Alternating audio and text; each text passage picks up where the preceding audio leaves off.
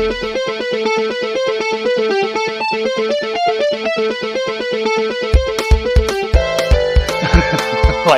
the last few fights journey we had were pretty dodgy. You start getting dangerous. And That's we're up to your play, live. though. I love it. Absolutely. Welcome, friends. Welcome, everybody. This is the Heroes Era, and we are playing a game of Dungeons and Dragons. Joining me tonight, I have Bodhi as Reynold. Hi, the light cleric that doesn't know what he's doing. Chris as P. Crawl.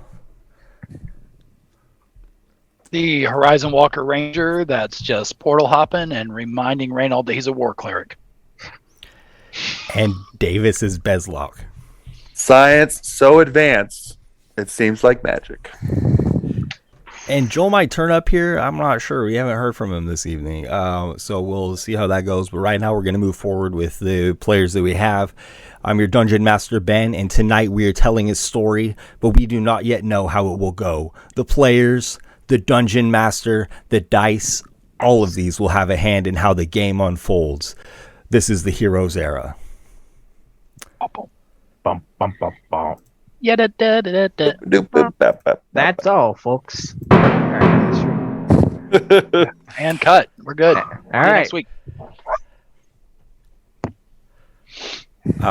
So last week, well, first of all, join us on our Discord at the Heroes Era, and we're hanging out there, sometimes organizing one-shots. I haven't done one in a while, but I have one in mind coming up soon. So if you want to get in on some gameplay like that, join our Discord.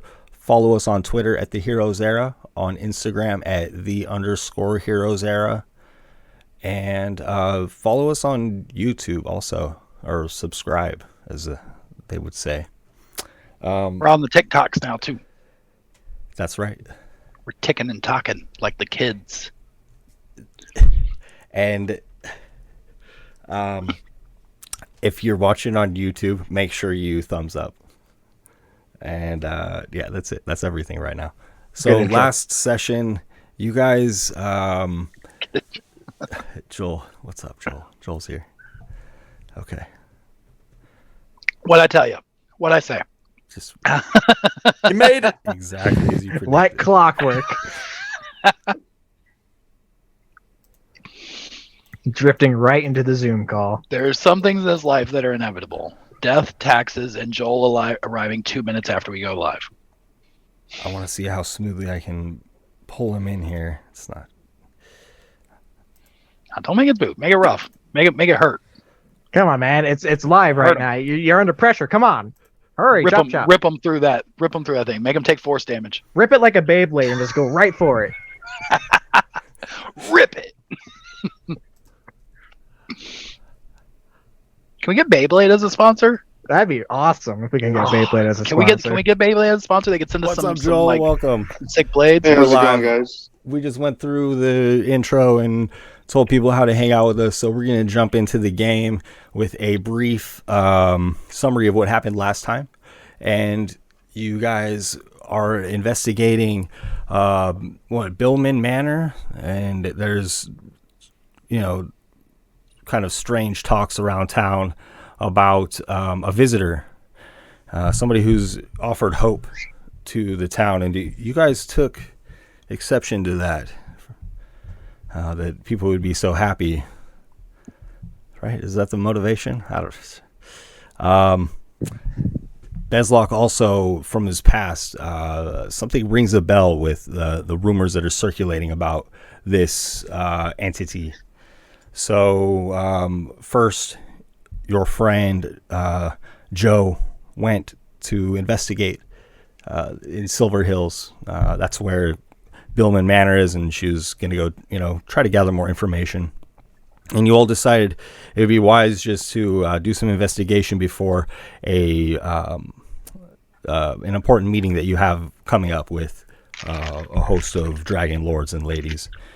And so you went to Billman Manor to investigate, and there's, a host of people standing around in the garden, enjoying snacks, hors d'oeuvres, drinks, and the group of you kind of lured away one of the hosts, one of the servers, and Reynold.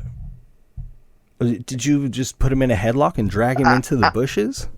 He panicked after his real name was said after giving a fake name, and put him in a headlock until Pakral got his legs, and then I hooked both of my arms under his shoulder, and we just started carrying him away in view of everybody.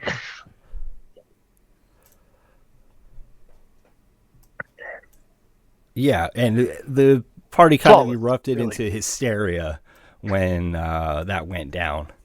And so you're dragging this server into the hedgerow, and there is quite a bustle as all the people are rushing out. And there's just a handful of them. And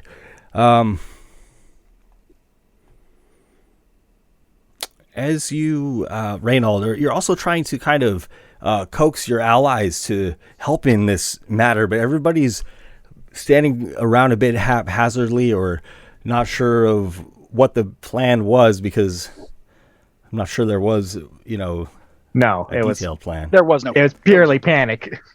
Yeah. And as you are in the bushes here, a large stick seems to come out of the ground.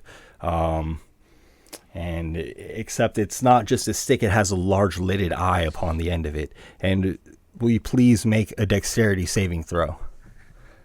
Sure. With pleasure. I got a 7.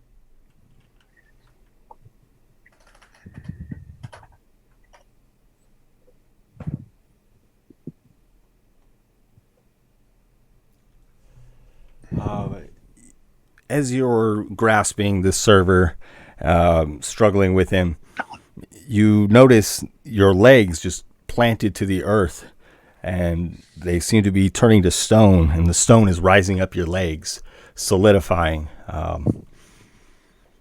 And you are restrained here.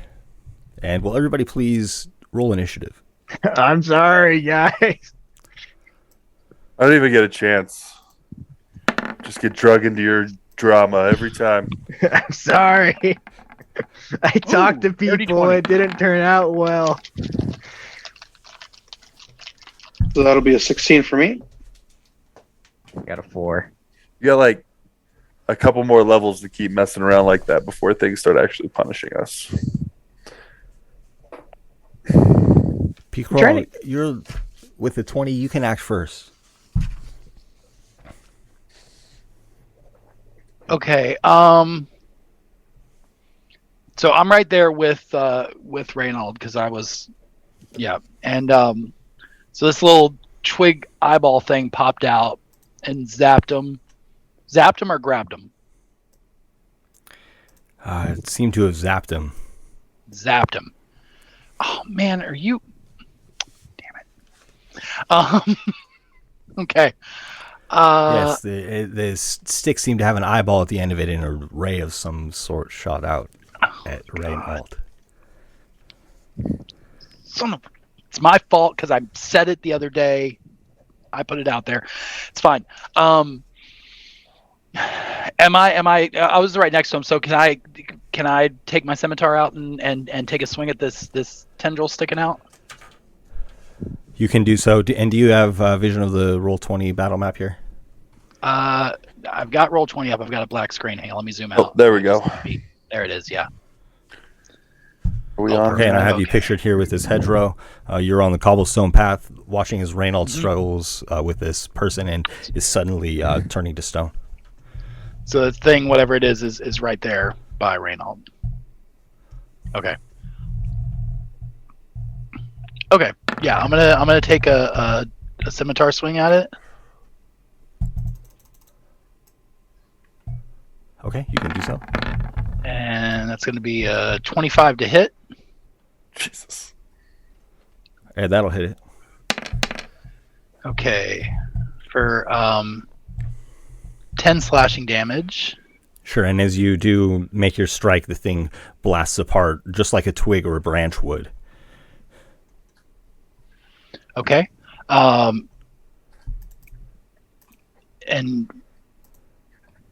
shoot, Reynolds turning to stone slowly. I do not have anything for that. So I will.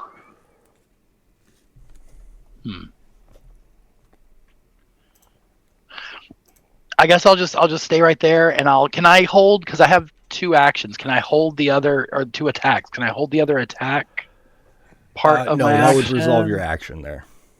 Yeah. Okay. Yeah. So I guess that's it. That's it for me then. I'm just gonna stand guard and keep an eye out for anything else popping out. Okay, very good. And then Mordecai. So from my understanding, Reynold was able to get the guard into the bush. Yes, you see this person kind of like thrown into the hedge here. In that case, I want to go into the same bush. I'm going to cast Disguise Self on myself to make myself appear as the guard, and then step back out.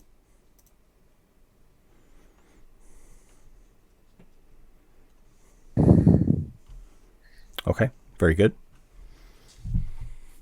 And so this is like a server, like the person who's been offering drinks and snacks. You're trying to appear like a guard? Sorry. No. I'm trying to disguise myself as a server. Okay, I'm sorry. That's what I thought. Okay. Yeah. Sounds good. And try to play this off as best as I can in terms of like, ladies and gentlemen, I hope you're enjoying the show. Trying to minimize the situation. Okay. Will you make a charisma check, please? Could I use deception? Yes, you can. All right. Nice. Ooh. That's a 25. And, most of the people have kind of rushed out of here. A few of them begin to slow and just kind of, look over their shoulders as they walk out of the garden.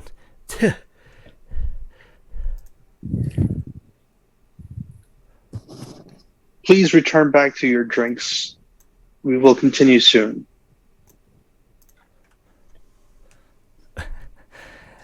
And it's a solid attempt and maybe gives some sense of order to the place, but most of the people seem like they want nothing to do with what is happening here. Violence doesn't seem up their alley at all here. After Mordecai would be Bezlock. Okay, so is Reynolds turning to stone? Is that still happening? My legs! Okay, so I notice Bezlock sees that from the road and walks over. And I put my hand on Reynolds' shoulder and I try to dispel whatever it is that. Well, I can I ask? Like, are you able to talk, Reynolds? Do you know what's going on? My legs are turning to stone. I ain't got no clue. Okay. Well, I'd like to put my hand on one of his legs and cast Dispel Magic. I'm going to try to cast it here. Oh.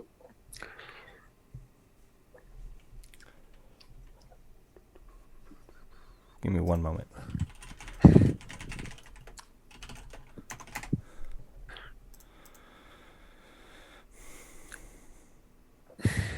Okay. You sense that it would require more powerful magic to stop the effects of whatever has happened here. Okay, so wait, so does that mean I have to cast it at a higher level, or like if I sense that, like, or was it just a unfortunately, failure? you have gained that information, but you've already cast the spell. So you still have to do a check if it's above third level. So it's a DC 10 plus spell modifier if it's magic. So what you learn in casting this is that this spell is ineffective and it will require more powerful magic to take care of whatever magical effects are at hand here. Okay.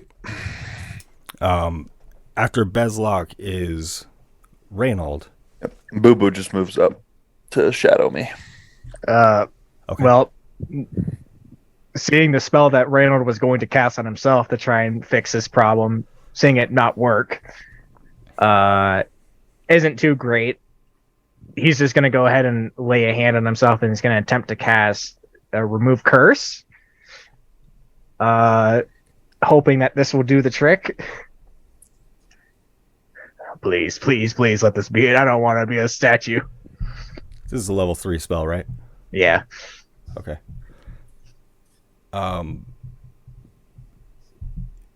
Your magic doesn't seem to be powerful enough to avert the effects of whatever's happening to you.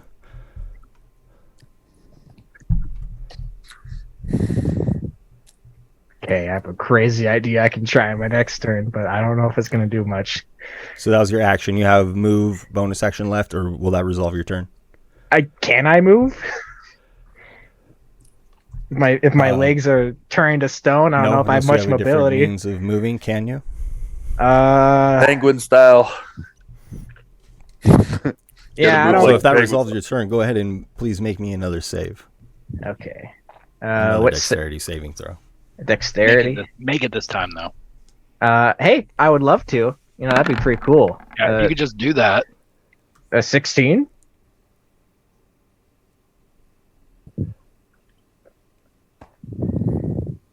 And you sense that your magic is just powerful enough here, as you're trying to wrest yourself free. The lingering effects of the magic, perhaps, but you overcome whatever was trying to petrify you. Okay, all right. That wasn't great, guys. Don't let that happen to you, please.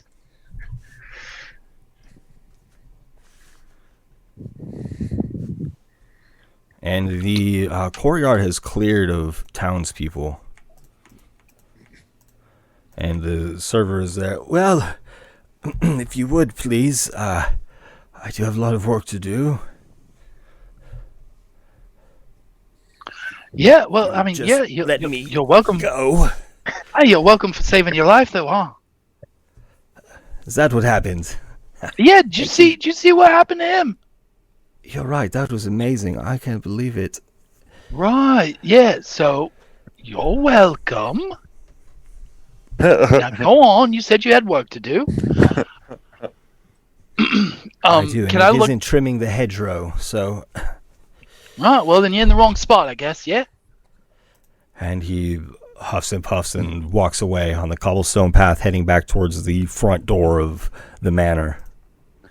Can I look around right at my feet there? Are there any like remnants of that thing that I hit that shattered? You said it broke it broke apart like a stick. As you're looking about, you do see a couple of pieces of them, but they suddenly meld with the earth beneath them, disappearing. Okay. Does that seem familiar to me in any way, or anything I've ever heard of or seen before? As a multiplanar ranger? I don't think so. Okay. Seems quite strange.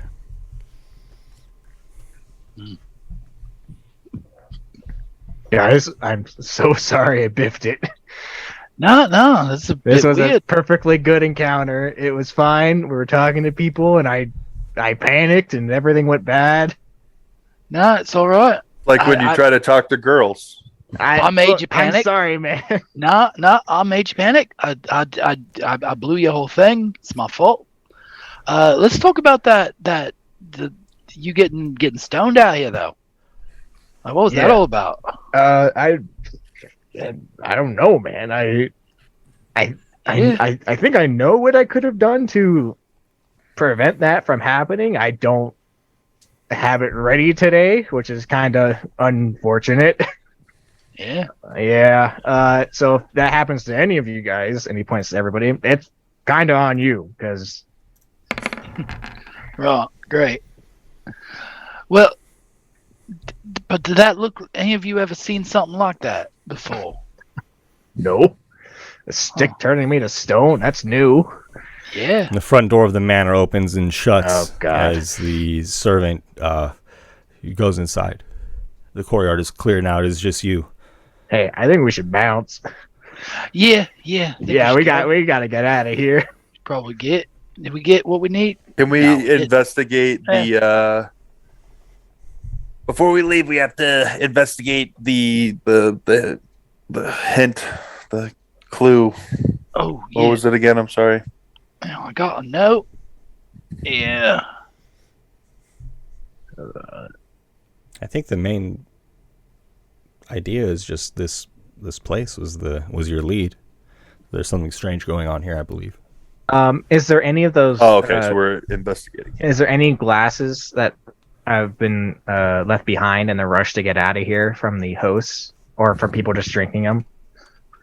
I want to see if I can. If so, I want to see if I can swipe a few and take them for later inspection, because we know that there's some magic being cast to charm people, and I don't know if it's being casted on the drinks itself or on the people. We know it came from the host at the very least. I just want to at least get something for the trouble Sure. we just went through. There are glasses along the edge of the fountain. I grab one Yeah, that's empty, and I grab one that's kind of full, and then I start hurrying off. While he's gathering up these clues, looking for trails of charms or things like that, I'll go ahead and cast Detect Magic and sort of take a look at the random bits of trash that Reynold is picking up and see if any of them have any remnants of any sort of magic, specifically like enchantment or anything like that. Sure. There is the one tray that were we calling him Jean-Philippe? We will now, okay? Yes, we are now. Because I think his name was but his Cannon. tray, and he would have introduced himself because he's quite proper in that Yeah. way. We know how Jean-Philippe is. Yeah. So his tray was left behind, and you sense magic upon that, emanating from that and going out to some of the drinks that he had just recently served you, but the magic in the drinks is more faint. So it seems as though in some way it's emanating from these serving platters. Okay. And with Detect Magic, I think I can detect the school too, right? Yeah, it's School of Magic. So is this enchantment by chance? Yes. Okay. Oh yeah, this whole thing here is got covered in enchantment. Leads right out to all that. So yeah, he's definitely the fella. We shouldn't let him just leave, huh? Yeah, I was planning on casting a spell on him to make him our friend for a bit, but I figured we were in deep kind of already, that it wouldn't have done much to help if we had started swinging on him. Boy, yeah, I think that's on me again, huh? I mean, I thought about swiping at him before he left, but Yeah, no, that's well. how about we get out of these hedges, huh? Yeah, let's do that. We got some info. We know something's You going have on just here. this sneaking suspicion that something is watching you. Okay, can I take a look around? Oh, sure. Will you make a perception check? Yes, I will. I'm gonna slap him in the back and give him guidance. Sure, why Not that he needs it, but it's a D4. What is that? It's a D4? Okay, so with guidance, it's going to be a 31. The wings of this building are 2 stories high. There are a number of windows along the walls, several doors leading into the kind of southwestern wing here. And up in the second story, you see just momentarily the curtains flutter, as if they had closed and rested. That's on the second floor. Yes. How far away? Right up over. Yes, not too far at all. 20, 30, 40 feet. All right, great.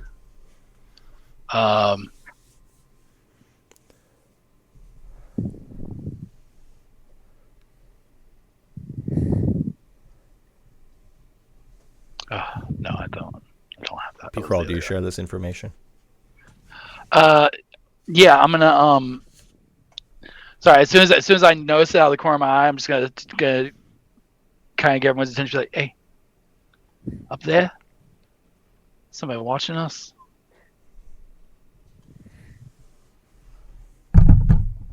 All right, I don't have anything I can do with. Is there anybody else out in the courtyard right now? No, just the lot of you, the 4 of you and Boo Boo. Okay, I'm going to cast pass. I'm going to cast Pass Without a Trace. Okay. And then I'm going to thank you. I'm going to go up there and I'm going to climb the wall and try to peek and see if I can hear or see anybody. If I see you doing this, I'm gonna cast invisibility on you. Oh, even better. Then even better. So you burst in a flame and then you're gone.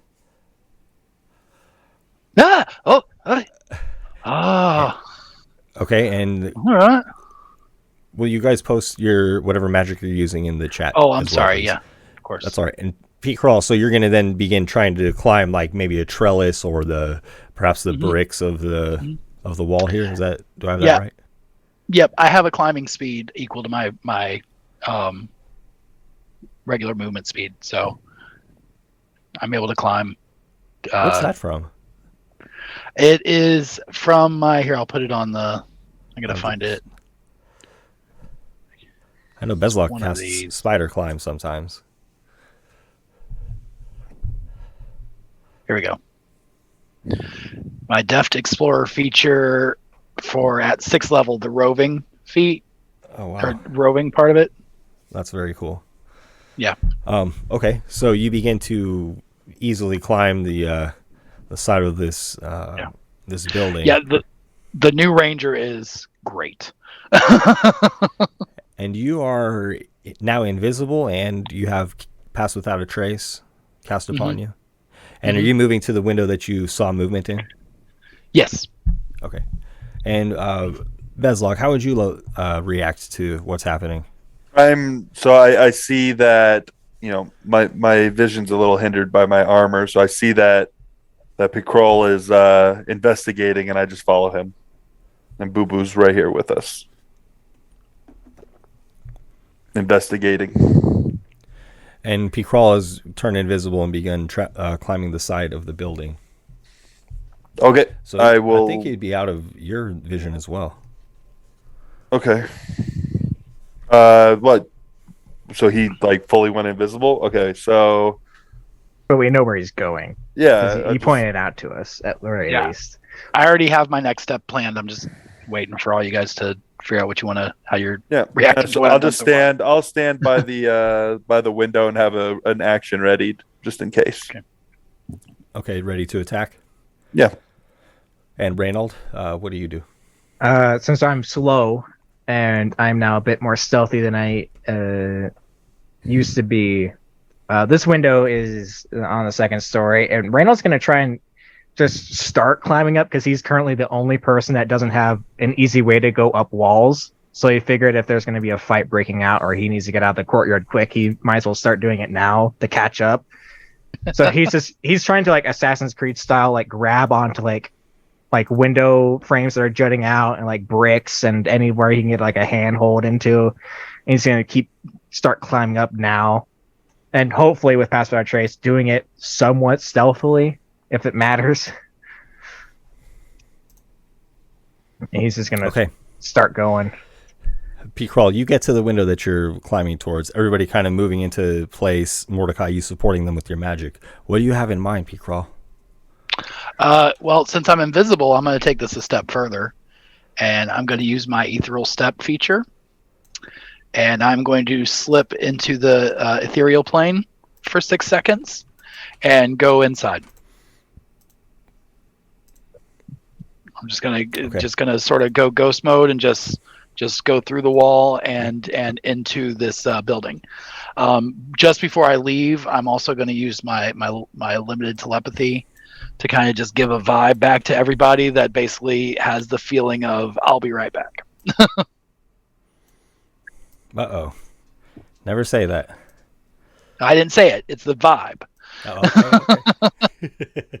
I can't communicate. It's limited. I can't communicate with words. Man, this ranger's a weird rogue. And you enter a hallway. It's kind of a main concourse, and you see rooms going off to the side in this hallway. I'm sorry, I thought I had my dynamic lighting set up for this map, and I do not. It'll take me a moment. Is that it?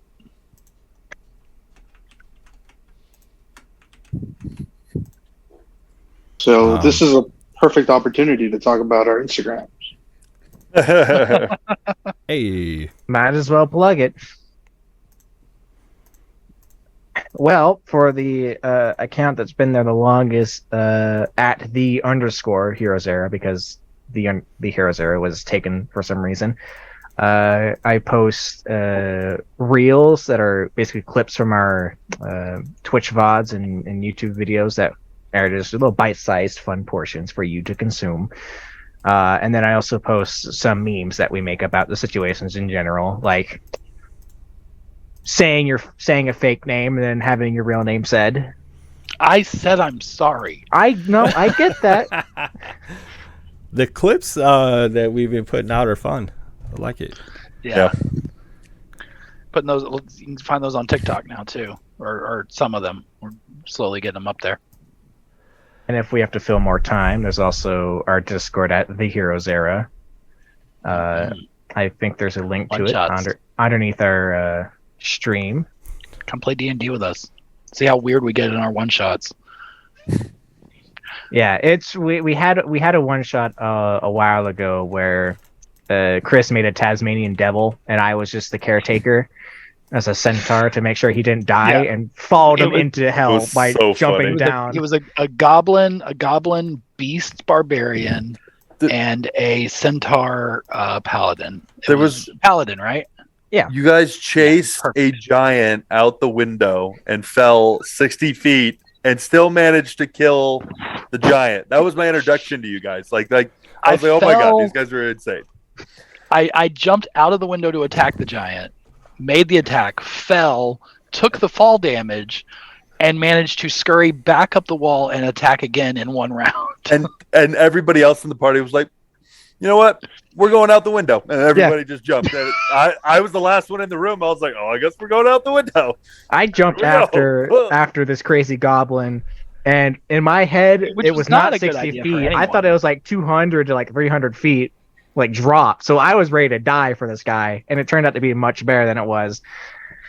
I mean, especially the centaur. Like that's a bold move. Yeah. I had slippers on though. I could crawl up walls. So that was good. Ridiculous. Oh man, that was a fun character. I had a lot of fun with that one. That was a good one. That was a character that I built. He was built to die. There was no way I expected him to survive even that one shot. I was trying to make sure you didn't die. And of the 3 occasions I have fallen down very large distances in D&D, it has always been fun. So if you get the chance to in your own game to fall down like 100, 200 feet, do it. Even if you die, it'll be so much fun. You'll be laughing about it. Makes such a great story. Thank you, guys. Yeah. Also, running an ad for a minute here to let me catch up with setting up the battlefield here.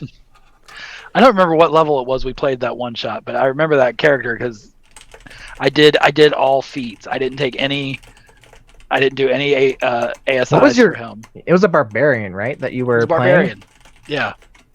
But it was a barbarian, and then he had the extra 10 feet as a barbarian. Barbarians get that. And then I took the mobile feat with him, so he had extra 10 feet of movement from that. And I think he had extra 5 from something. So he had like 55 movement speed in a round. It was pretty ridiculous. And had the extra attacks from the beast barbarian. He didn't do squat for damage. He did not do squat for damage. He absorbed damage really well, but he did not dish out. but he was a lot of fun.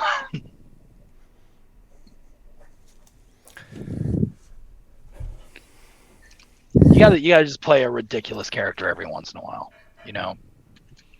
That's what's great about one shots is you get a chance to do those kind of things, to play that stuff you would never actually play. I'm hoping to join back in on Mitch's campaign at some point, at least for a couple games. He tried to kill us on Monday. It was. Oh yeah. Oh my god! It was horribly unbalanced encounter. It was. He kept rolling so high. So ridiculous. So I'm gonna have to keep going. I know there's a way to split players on the maps. I don't know how to do it yet. So I'm gonna keep going back and forth whether you guys are, where you are on the map. So apologies for those, cannot see anything at this moment. Ooh, that's a boss room right there. Well, Pickrell, you teleport into this room, and there you see standing is a hulking giant figure wearing an ornate, beautiful robe that seems to be shifting, kind of like different scenes or different sceneries. First it looks like the ocean, then the air, and it's just made of exquisite fabric. And these robes are kind of flowing around and over her. And her eyebrows are painted into exaggerated arches. Her eyes painted dark green. And she kind of adjusts her robe, shimmying a little bit, and you see 10 distinct buttons, 5 on either side, and they all kind of shine and gleam at you. And if you would, I'll do the rolling here for this. A 1, a 3, and a 10. Hey, J Boss. 20,031. What's up, my friend? Don't leave out the numbers. That's an important part. Yeah, you don't want them to be confused with any of the other J Boss 20,030. True. A lot of people named J that are a boss. So, including this J Boss. But the most important J Boss to me is 20,031. Like deep down here, that's the one. P-Crawl, will you please make a wisdom saving throw for me? Make a wisdom saving throw? Yes, please. All day. I got advantage on those, baby.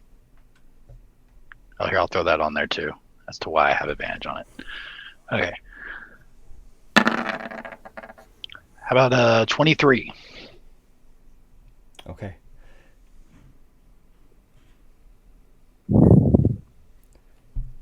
Make for me another wisdom saving throw, please. You got it.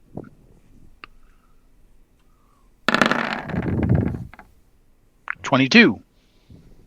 Okay, please make a dexterity saving throw. Okay, that I do not have advantage on. Oh, shit. So, actually, it'll be 11.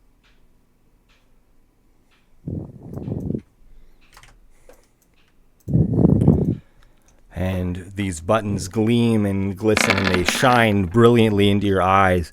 And one of them shoots out a ray that pierces you. You feel yourself just kind of your stomach turning and clenching. You feel quite sick. You'll take 56 necrotic damage. Cool. Sweet. Just a little over half of my hit points. 56. There were 3 10s in there. Thank God we rested.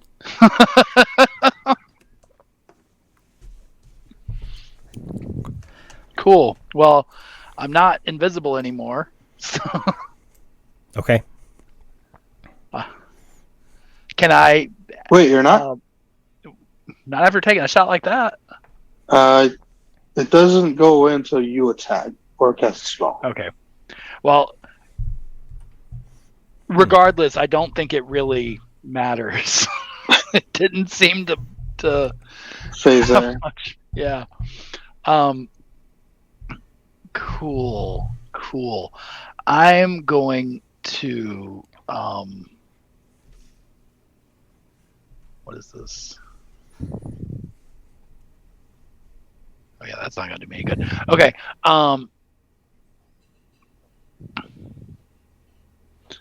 Oh, I did not mean to click on that. I meant to click on this.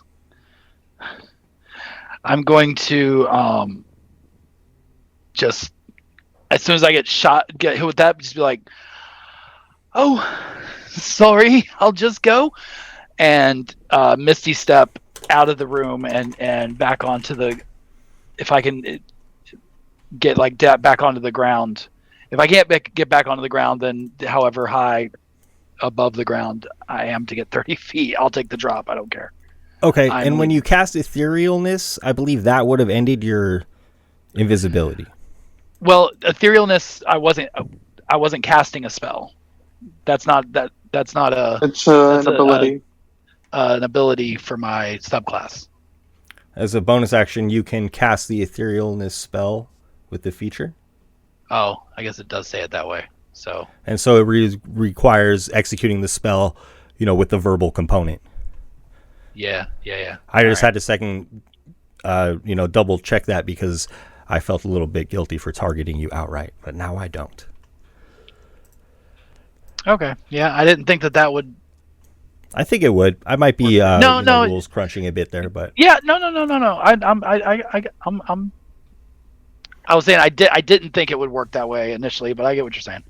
So okay, cool. Well, that's but Crawl didn't think it would work that way, and it did. So he put himself in that spot. He's just gonna. Sorry, go ahead. So he's just gonna misty step to the ground down here, and he's gonna see everybody. Poor Reynold is probably about like 2 halfway feet up a wall. I'm like, huh? So actually, here's what Carl's gonna do. He's gonna teleport out. He's gonna see them. He's gonna grab Reynold's armor and pull him off the wall. Oh. And just be like, nope, don't go in there. We need to leave right now. And he's gonna turn and start booking. We can't hang out for that. Okay, and after P-Crawl, I was just going to resume the other initiative. Is that all right with everybody? Yeah, sure. Mordecai, you're next. So I just saw him disappear into the wall and then reappear, correct? Yes, and then the message he delivered as well. He looks hurt. Just took quite a gut-wrenching blow. Probably still feeling a bit ill from that. So I would assume that you could perceive that, absolutely. That type of shot of necrotic damage, I would imagine I showed up with a little bit of blood coming out of one of my eyes. So I still have Disguise Self cast on myself.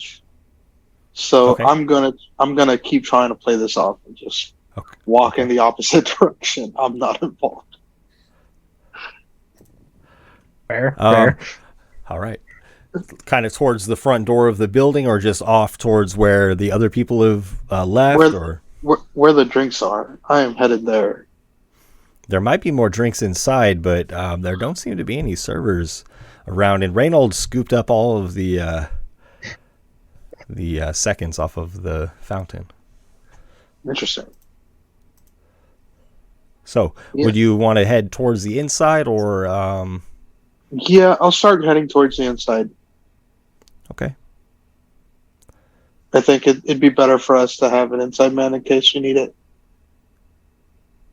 Okay, and you'll see the front entrance here, and there's a couple of side entrances, just where the cobblestone paths lead. It's kind of hard to emulate doors at this point. Okay, and then after Mordecai's Bezlock.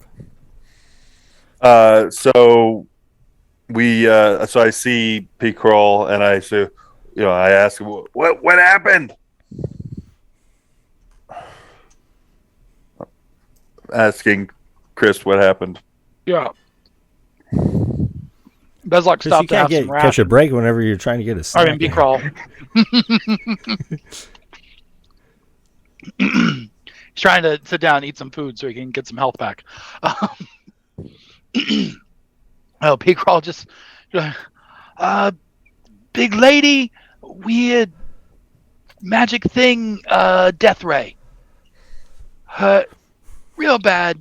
Don't want to get hit by it a second time because it would probably live up to its name. Engage. Attack. No. We go. We leave. What? Yeah. Okay. Where to? At least we regroup. So what's off this way? I can't really see past the gargoyles. Sure, you're in basically the courtyard of this townhouse or not townhouse, ranch house. Okay. So the cobblestone paths lead to doorways. The rest are basically walls. There might be windows here and there. Okay, so I'm going to take the dash action, and I'm just going to head over, and that'll be it. Reynold, you're up next. All right. Well, yeah, I'm just gonna go where everyone else is going because seeing as Percrawl looks mighty beat up, he at least wants to stick with the group. So he's gonna go ahead and move as much as he can, which is not very far. Yeah, he's just gonna dash, whatever, and he'll just get up right next to Mordecai and say, you still kind of look like that guy who we kidnapped earlier, who is inside right now. Just want to remind you of that before you do any sneaking and deception sort of gizmos. And he's just gonna end his turn there, just looking around. Very paranoid.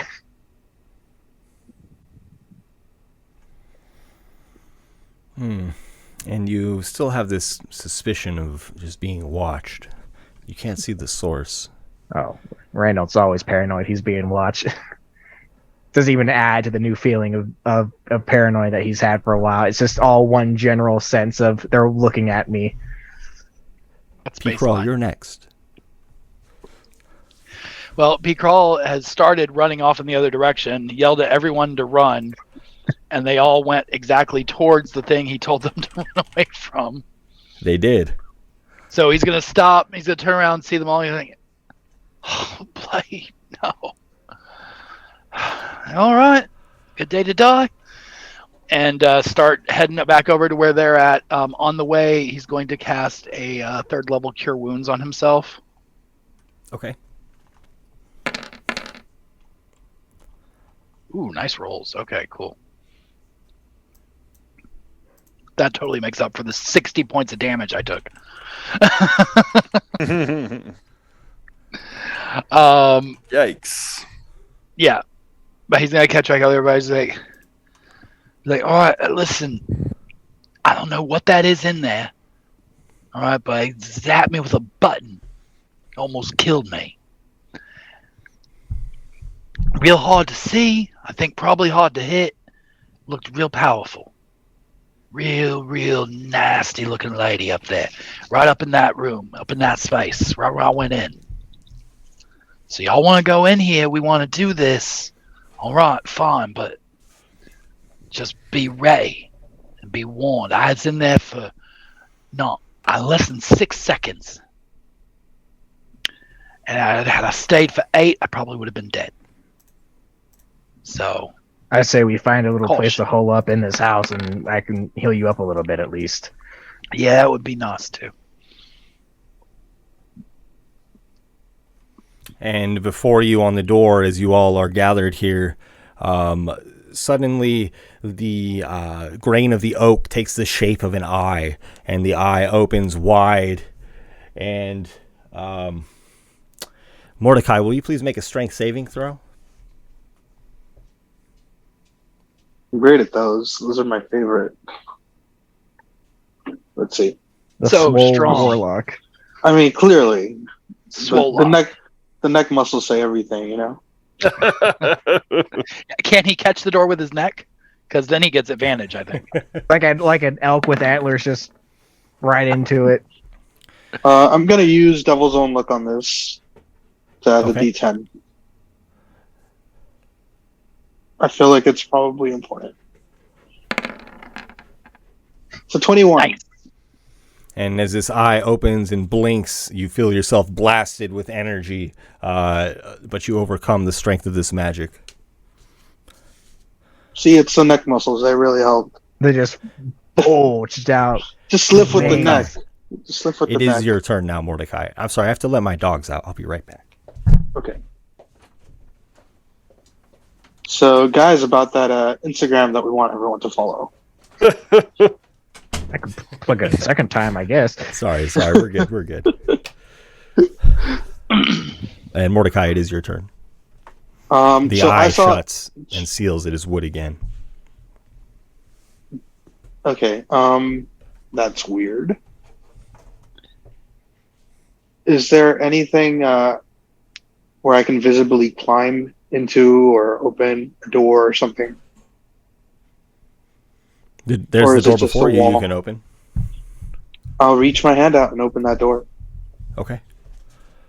The door opens, and you hear the faint murmur of conversation and laughter, clinking of glasses. I'll walk inside. I'm gonna. Oh wait, we're in initiative order still. Mordecai, as you walk in, you see that there are several large holes in the ceiling, and then there's a ballroom just across the hall here. And the ballroom is where the noise of laughter and merriment and whatnot is coming from. I'll make my way back to that group of voices. Okay. You would go to the left here. Okay. To a large door that is about 15 feet wide. It's panels that just slide and stack out of the way. And you see in there, into the ballroom before you, as you step in, you hear the crowd just kind of ooh and awe and erupt in gasps, and you see from the ceiling drifting down what looks like a large giant figure wearing a beautifully ornate robe, one that I've already described.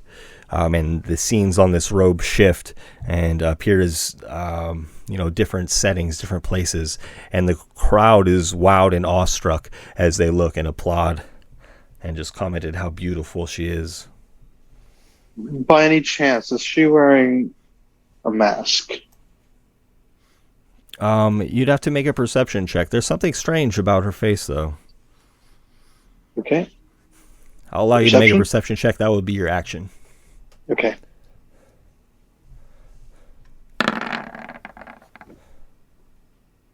Ooh. That's 16. And as I said, her eyebrows are, painted on into kind of, very pointed arches. And something about the rest of her face looks kind of painted on in a sense as well. I think I see what's going on here. Okay. Okay. And then after Mordecai is Bezlock. Thank you. All right. I enter the room as well.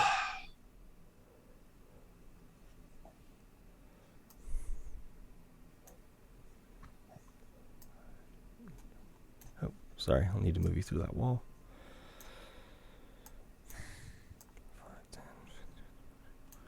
That's at 25 feet of movement. That was the hallway was 25? To where you are now, yes. 25. Okay. And then, so yeah, I'll use the dash action then, and I'll, wait, what, so can you repeat what I'm seeing? There are a bunch of people looking at this giant thing in the middle. Are they chanting? You said chanting?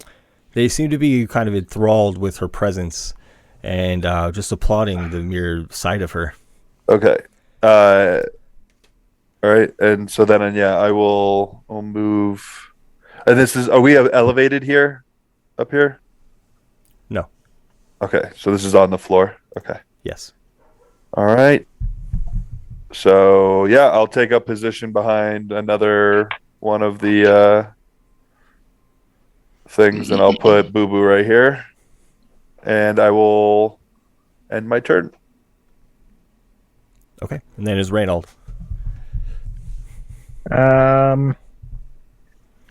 Reynold is going to look at Pakral before he leaves and be like, hey, maybe you should like be in cover a little bit here, and is going to move into the room 5, 10, 15, 20, 25 with his full movement. Is going to cast. Is he going to cast a spell? Yeah, he's going to cast a spell because it's already gone bad. He's going to cast a spell, Banishment, at 4th level, and is going to choose this weird face lady with a cool jacket, and I'm going to need a charisma saving throw. Let's see if this sticks or what happens with this spell.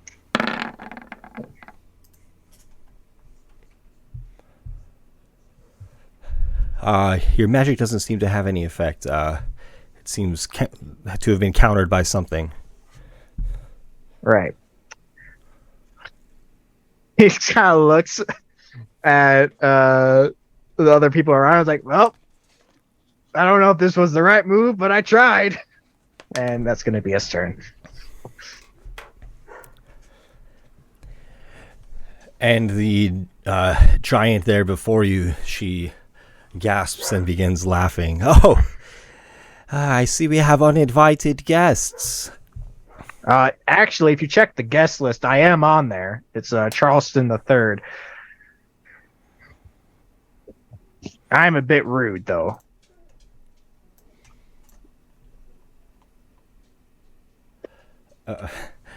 Yes, it would appear that you are.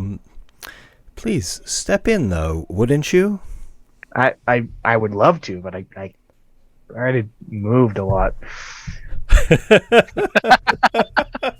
I need like 6 seconds. If you give me like a little bit, I'll get there. Don't worry. And you see in this room, this is a large ballroom with fireplaces on either side in the back corners and a large chandelier hanging overhead. And you see this figure before you, and Mordecai, as you're examining her face, it contorts and pulls back to reveal a single humongous eye staring straight at the group of you. And Marlon here appears like a cyclops or a one-eyed giant of sorts. And now you have the sensation of falling, dropping, and the floor begins to lower quickly and suddenly, the wall seeming to stretch or grow as the floor sinks here in the ballroom. So everybody in the ballroom is now much lower than, say, where Reynold is pictured.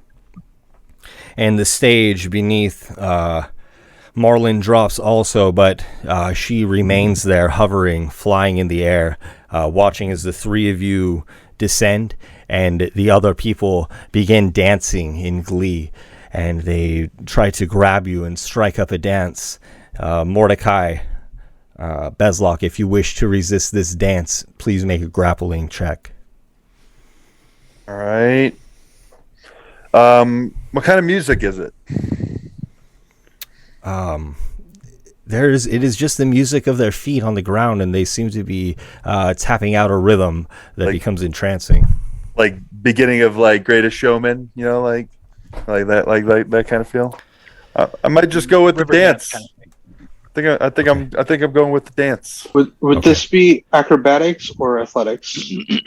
Either as you choose. Okay. Mordecai can't really feel yourself dance restrained well by this dance. Your partner begins to spin you, and then holds you tight.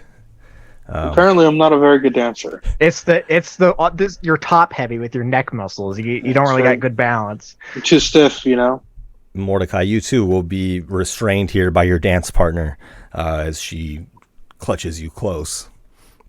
And she a drow by chance? I'm sorry? Is my partner a drow? You wouldn't have been so lucky, I'm sorry. And the chandelier, too, above the dance floor begins to descend and distend and stretch along with the floor. And the chandelier appears like long strands of thread adorned with diamonds or glass beads. And as it descends and turns, you see that it changes shape depending on what angle you are looking at this from. And it begins to be stretched and takes on the appearance of kind of like a D4 with the pointy side down. And it spins like a top, then rests in a fixed position, this chandelier hanging high above, made of many threads. And there seem to be 3 different images displayed upon this chandelier, upon each facet of it. One facet facing the entrance where you all have entered, the other 2 facets facing towards the fireplaces. And Marlon seems to disappear from sight, obscured by the chandelier. And so the room has changed quite a bit. The doorway is still far above maybe 80 feet at this point. And you still feel as though you're being watched. But displayed before you upon this chandelier is seen like on a fabric intricately woven of many archers with arrows nocked. Their bows following you, almost perhaps as you were viewing this work of art. And if you would, please, Mordecai and Bezlock, can you please make wisdom saving throws for me? Surely. I get advantage on those. Oh, wow, it's a holographic. Those are kind of rare, aren't they? Indeed. Even with advantage. I'm going to add 5 to my 12 there, so 17 for me. Okay. 22. There we go. Okay, and arrows fly from the bows of the archers. And Bezlock, these arrows are quite real, and they pierce you many times. You'll take 19 damage. Mordecai, you recognize this is a work of art, an illusion of some kind. Bezlock, the damage you take is psychic damage. Okay. And Mordecai, you can see almost pathways or ways into this work of art framed before you, hanging from the chandelier about 60 feet above your head. And Mordecai, it is your turn now to act. Okay. So next to me is Bezlock and Bobo, I believe. Yeah, Boo Boo. So I'm gonna cast. I'm gonna move here so that they're both within melee of me, and I'm gonna cast Fly on all 3 of us. I'm sorry. I definitely got skipped because I haven't even gotten into the room yet. Oh, you're right. We're missing our ranger. I thought you were just too scared to come in, man. After that last hit. He's like, what are they doing? I'm getting out of here. Apologies, Chris. Let's have Chris act. Okay. Sorry about that. No worries. No worries. So, I mean, I'm gonna try to come in. You said the floor is like 80 feet down now or something? Yes. Okay. So you can enter that hallway with the stone path where Reynold is standing. And then the shinier texture of the squares is the much lower room. Oh, okay. So that's all lowered. Hey, what's up? And then this chandelier, it's up on the ceiling. Yes, hanging from the ceiling, pretty much level with you. And you see upon the facet facing you, the image of the many archers having just released their arrows, and the image seems quite lifelike. Okay, then and what's her name vanished from up here, or we at least you do we not can't see them. Marlon at this point, right? Marlon, yeah. Okay. All right. Yeah. Well, I guess we're doing this. Yeah. Okay.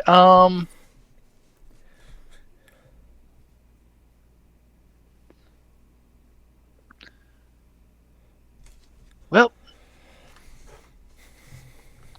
I just look over at Mordecai, or I mean at Reynold there, and just be like, well, guess we'll just do it. And he's going to cast Misty Step. Wait. He's gone. To here. And once I'm over there, can I see or like see them or anything else that I couldn't see? Are you in the air right now? No, I tell. Is this part is lowered as well? Yes. Okay. The wood stage as well as the dance floor. Is there enough room on top of the chandelier for me to get onto? You can certainly try.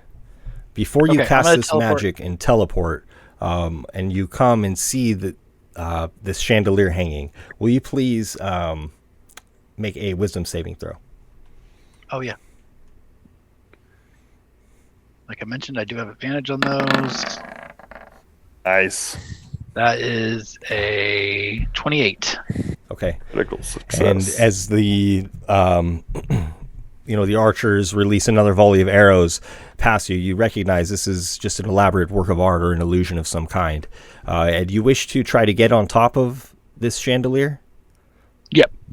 Okay.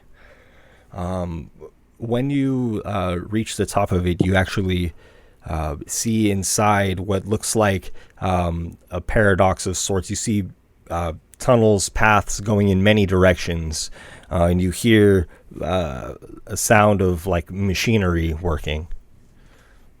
It seems incredibly large on the inside. I'm sorry, I had a hiccup on my connection. Can you repeat that very last part? Oh, sure. It just seems incredibly large machines on the inside. Okay. Got it. Okay, so it's TARDIS rules. Got it. Okay. But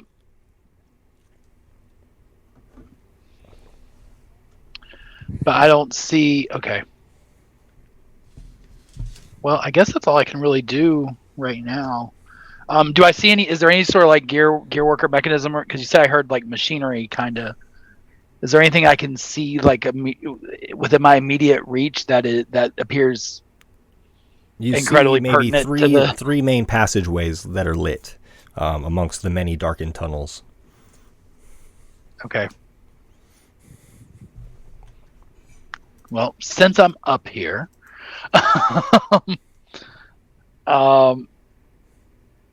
the pathway that leads to the side down here where the archers were being seen at.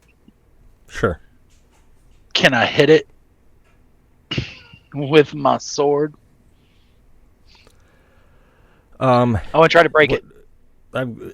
Like the work of art that's being displayed in front of them? No, is from the inside. You said there's there's pathways. Is it like a physical? Is it just like a beam of some sort, or is there like a physical pathway that is being? There are physical pathways and tunnels. Okay, I want to try to break that pathway. Okay. If I can. Interesting. I can't do anything else from up here. This didn't work out how I thought it was going to. So, but since I'm up here, I might as well use my action for something. Okay. Oh, didn't mean to do the advantage on that. Sorry. That's a 27. And your sword, you feel as though it's ripping fabric. And it actually, from the outside, it looks as though you're tearing the the face of this chandelier with your sword.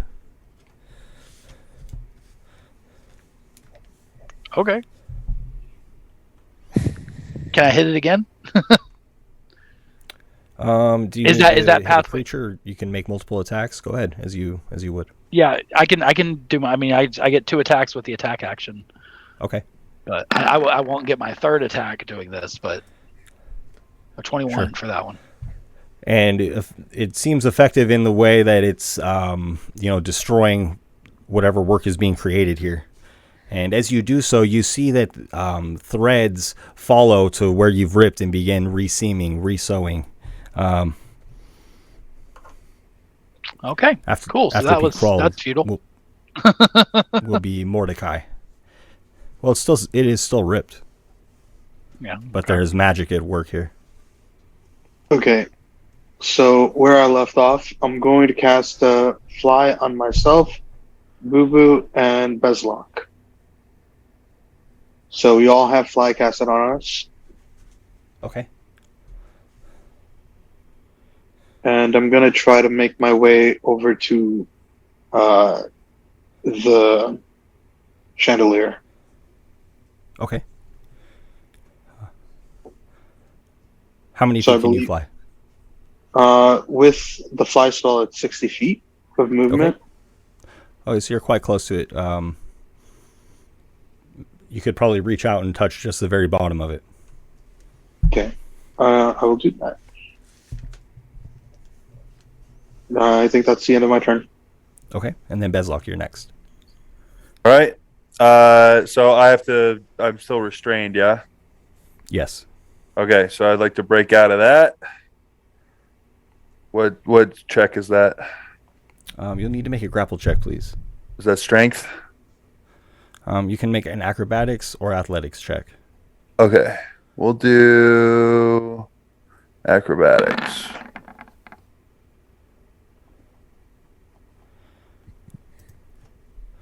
And you're able to wrestle your way free of the dancer. Mordecai, were you also restrained, though? Do I have to make a acrobatics check before I leave? Please do so. Let's see how that pans out. All right.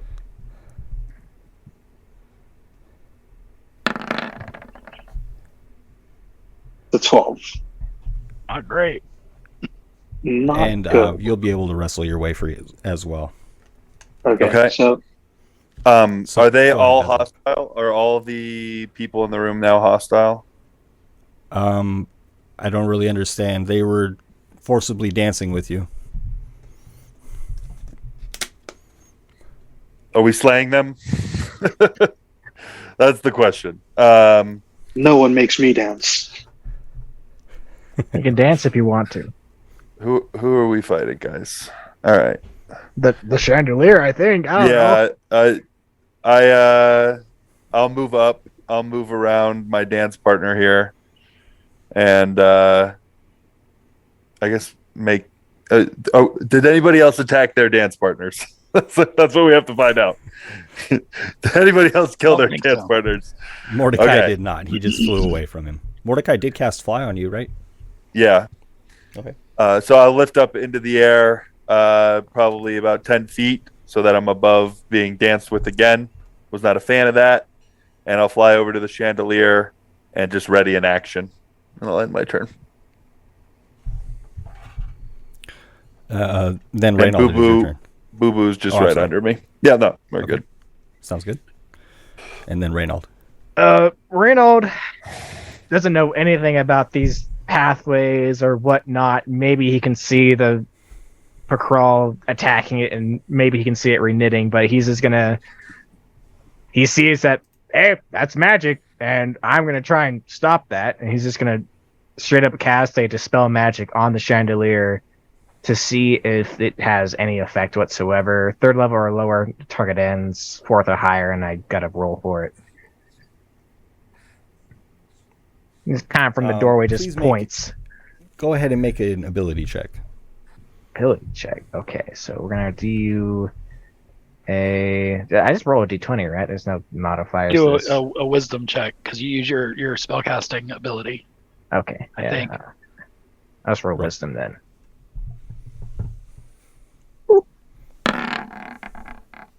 An 11. Did I do it?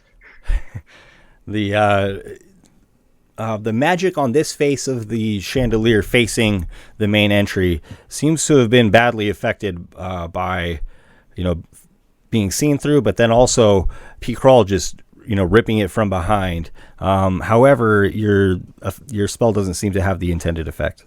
Ah, darn. Oh, well.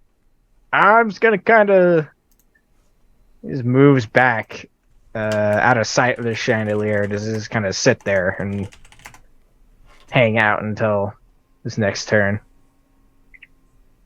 You got this, guys. Good luck.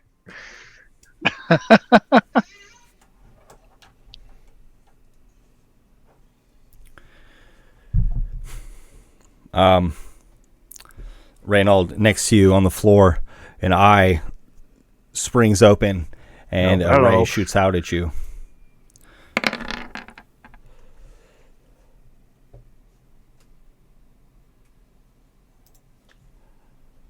And please make a wisdom saving throw. Oh, hey, it's one of my good ones. 21. Okay.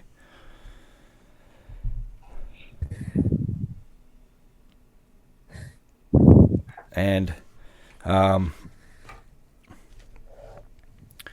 P. Crawl, you'll be next. Go ahead, please. Where'd the eye come from? Sorry, I missed that. It just seemed to have opened up on the ground right next to Reynold.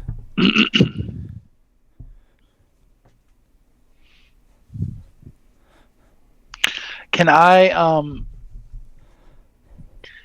I take a really good hard look around and see if I can see any hint of I don't know why I keep forgetting their name. Marlon? Or Marlon, yeah. And see if I could see if like they've just disappeared, or if they like teleported out of here, or if they're still in here somewhere. Okay. Can you make an investigation check, please? Yeah. I'm like really just kind of like looking really hard. So could it be perception? You're not going to discover much not moving. Dang it. All right. That's fair. Investigation, I guess. 10. Okay. You see many large paths that Marlon may have traveled through, but as you're exploring just briefly the openings, you peer down into one of these holes that is well lit, and you see down there 3 gnomes, one of them working a spinning wheel, thread being fed to this spinning wheel by 2 other gnomes, and the thread goes from the spinning wheel into the walls of this place that they are in, a small chamber. It looks almost like you're looking into a pocket that then is much larger on the inside.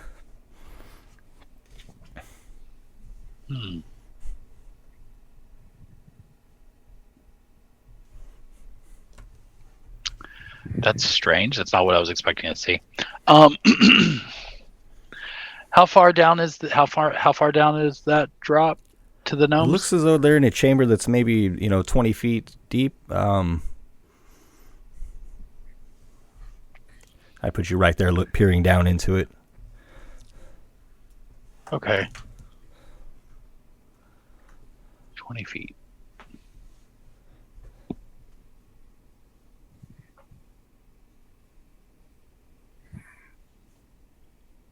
Okay.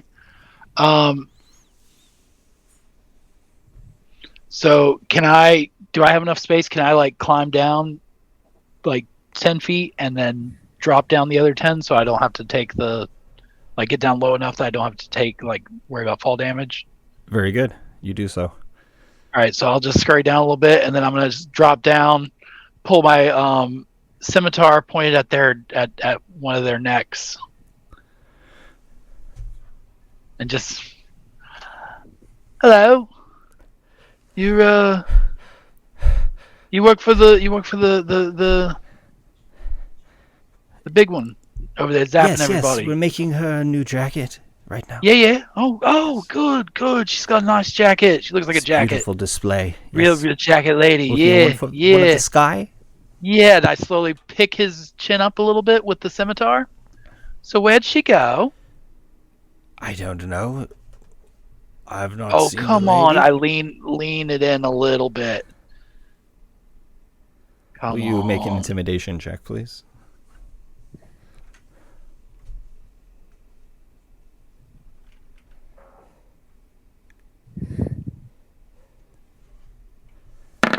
There it goes.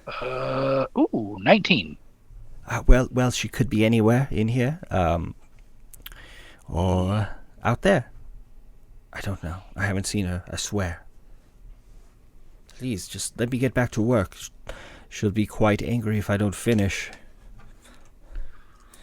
Oh, she's gonna be real angry about a lot of things, fella.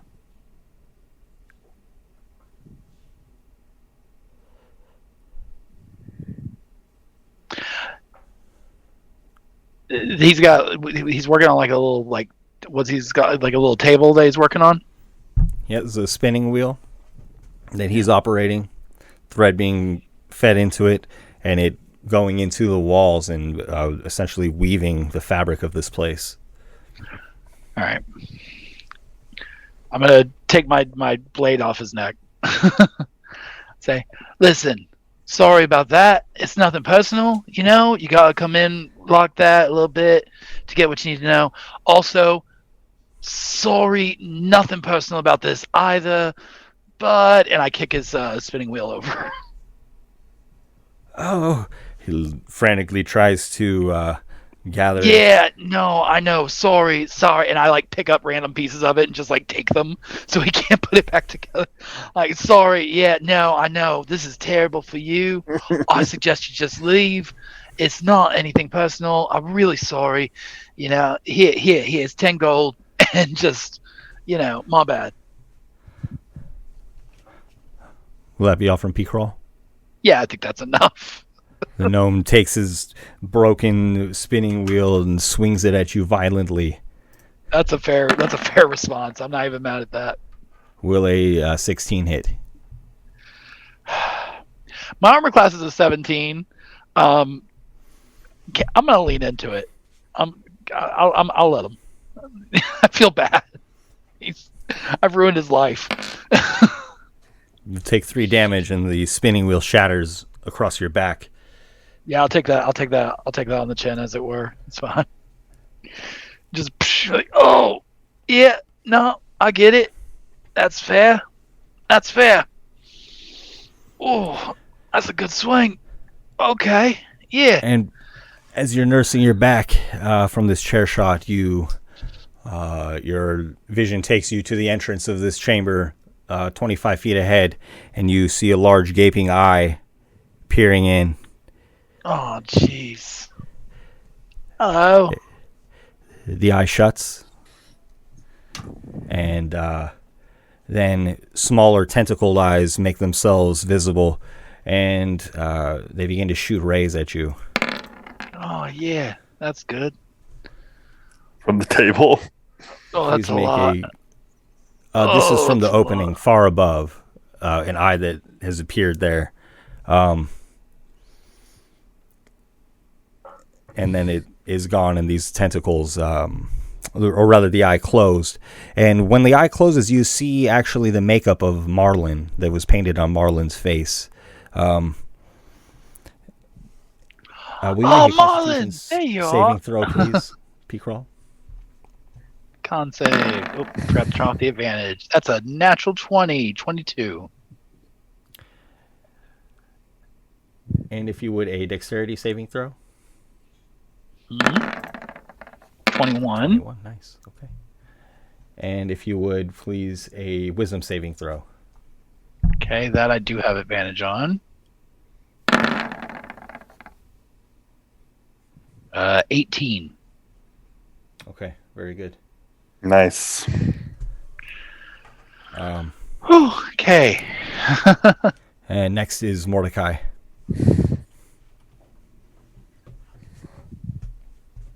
You see, there's this thing that I like to do. Oh no. When things become frustrating. So. Okay, I'll make a dex save. I mean, you're just so good at them, right? So, I have full faith in you. You can tank it. It's fine. Yeah, it's fine. You're okay. I'm gonna cast Fireball. No, I thought I was joking. Oh the no! Chandelier? Yeah. Okay. Seeing like my friends struggle against it, and seeing that it's made of fabrics, from what it seems like. Yeah, I feel like this would be what I'd try to do. Okay. Roll some damage, please.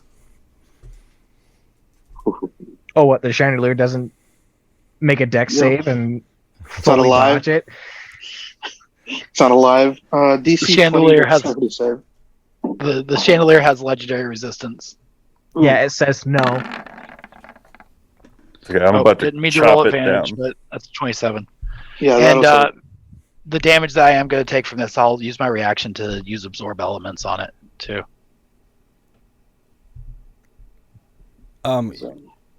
P-Crawl, you won't need to do Fireball. that. The fire will not reach you. So if you would, though, roll some damage for me, Mordecai. Okay, Thought I was still. 34. Physics are weird right now. You mean P-Crawl, you 41. appear to be in some kind of strange pocket dimension within this chandelier. Outside of the chandelier, the fireball erupts and completely destroys this one facet that is facing the group here. Sorry, I misspoke. It's not 34, it's 43.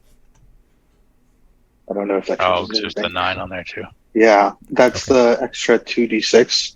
So it rolls the 8d6 Oh, and very then good. 2 extra.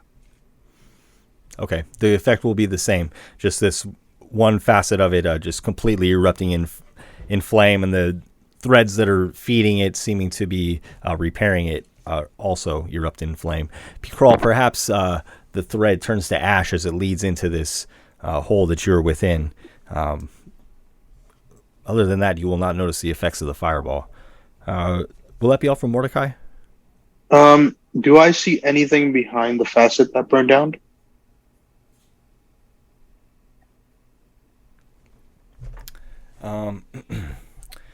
You see,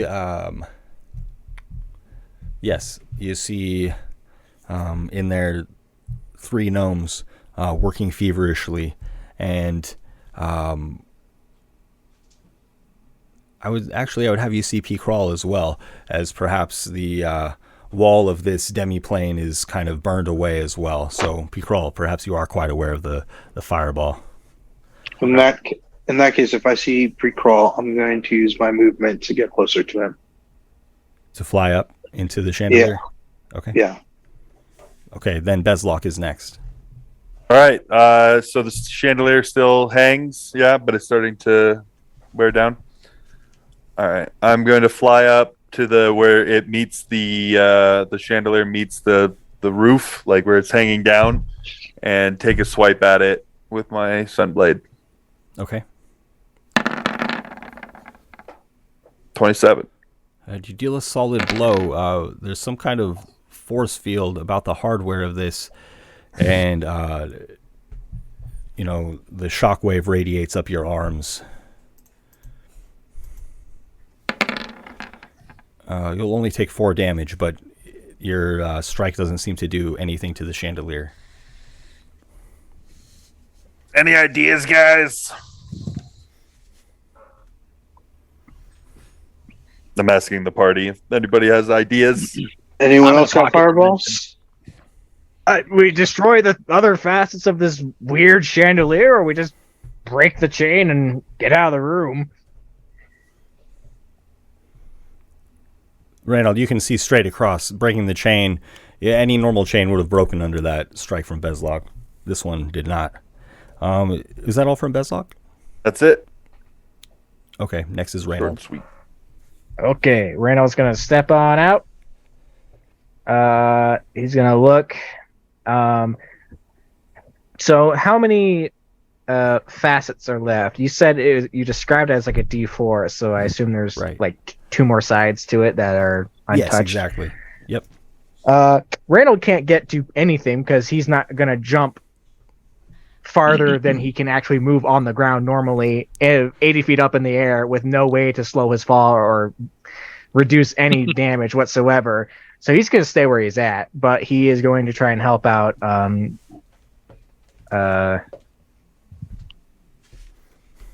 Did we figure out what these are? I think they're like decorations, maybe. Renaud is going to look at the chain that Bezlok's trying to cut and is gonna help him out here, and he's gonna try and cast Dispel Magic at a 4th level, which you can't upcast it, and there are differences. When you use a spell slot 4th level or higher, you automatically end the effects if the spell levels is equal to it. So basically, if it's a 4th level spell protecting it, then it's gone. Auto. But if not, then it's like how we did it before, where I have to roll, or do an ability check or some such. So you upcast to for a level 4 spell? Yes. Okay. See if that does anything to it. And just casting against the chandelier? Yeah, the specifically the chain part, so Bezlok can cut it down to the ground, so I might be able to actually maybe do something to it. Okay. You see the effects of your magic as the chain becomes weakened and vulnerable. All right, Bezlok. It should help. Wait. Yeah, you're in there. You're fine. And he's just gonna go back behind the wall and is gonna end his turn. Keep going, guys. You're doing great. 2 more. Is that Stalk next to me as well? Is it still there looking at me? Okay. No, he's fine. Yeah, but Reynold's just going to end his turn back in cover from the chandelier and hopefully doesn't die by weird things growing out of the ground. Okay. And I'm sorry, I forgot this at one point, so I'm going to do twice what I would have done. 7, okay.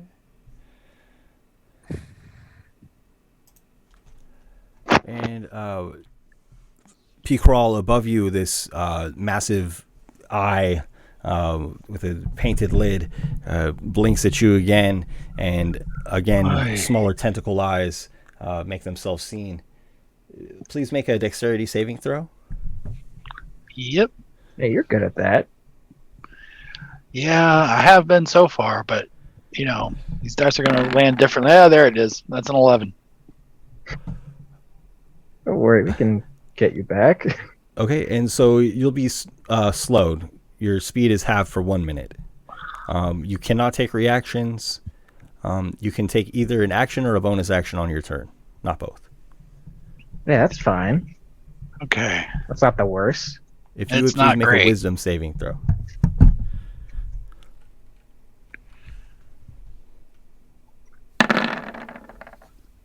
18.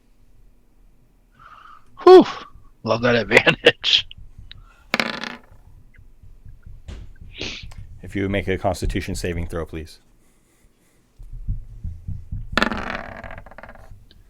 my goodness. 21. Okay. And so, over the course of this time, these rays have tried to attack you on 3 occasions. And go ahead, P-Crawl.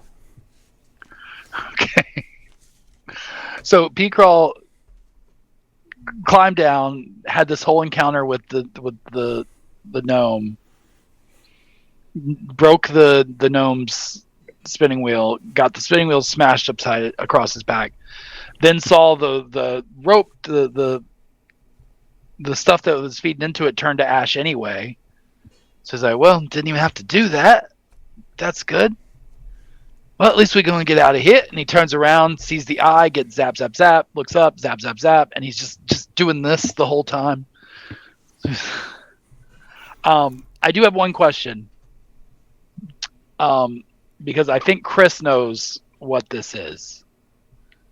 Does Picral know what this is? Or what this seems to be very obviously emulating or similar to? I think it's made itself obvious enough at this point. Maybe I think Picral has heard of. Would Picral know enough to call her the B word? That's what we're getting to. Yes. Okay. All right. That's all I need to know. So Picral is going to. You said my movement is halved. Yes. So, but I was 25 feet down in here.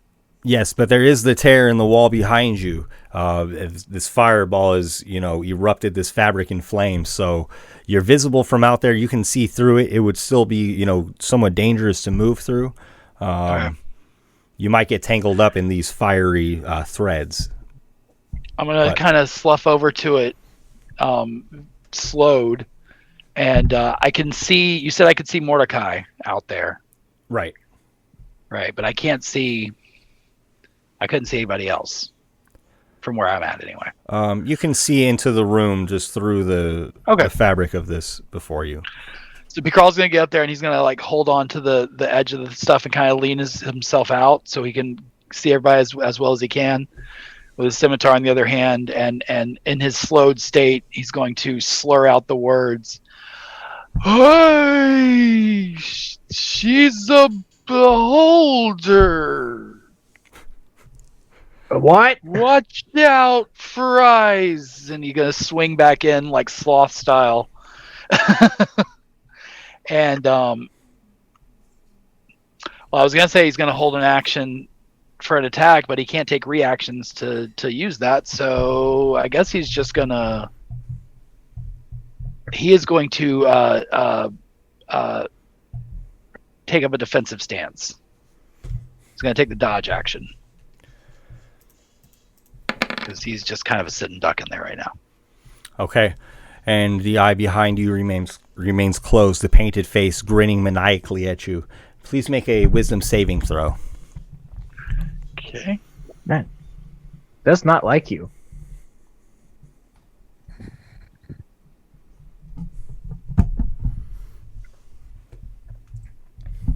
Picral, I picture you've moved over to where the fabric is ripped and burning and just kind of trying to bid your moment for jumping through them or escaping otherwise. Ooh. Nice. 28. Okay. And if you would please make a wisdom saving throw. And these tentacled eyes are shooting rays at you. Still with advantage on that. 17. And you're able to ward off that magic. If you would please make a dexterity saving throw. Jesus. Leave. Oh. Okay, a 1. Not 1. I'm 100 feet in the air. How can I just leave? I can't fly. I can't fly either. I'm staying covered. You can teleport right before you hit the ground. Oh, that's good. And a ray pierces your back, and you'll take 67 damage. You want to know what's really funny about that? I currently have 67 hit points. All right. This reduces you to 0 hit points? Yep. Okay. I love fighting invisible mobs. In this instance, Picral is instantly killed.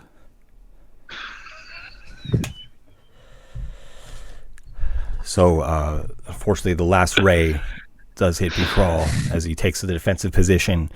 It's waiting for the perfect moment to escape. Wait, don't I get advantage on dex when I take the dodge action? Do I get advantage on dex? Yeah, that's the whole point of that. Disadvantage on attacks. Yeah. Hang on. Hold on a second. Hey. Hang on. You're not killing me with a beholder twice, buddy. So starting next turn with disadvantage, the attacker dexterity saving throws with advantage. Slow your roll there, pal. Yeah. Watch me roll it too. Another one. 13. Never mind. Keep going. No, it's an 18. It's an 18. I made that an 18. Oh, that's right. You're next to him. Within 30 feet.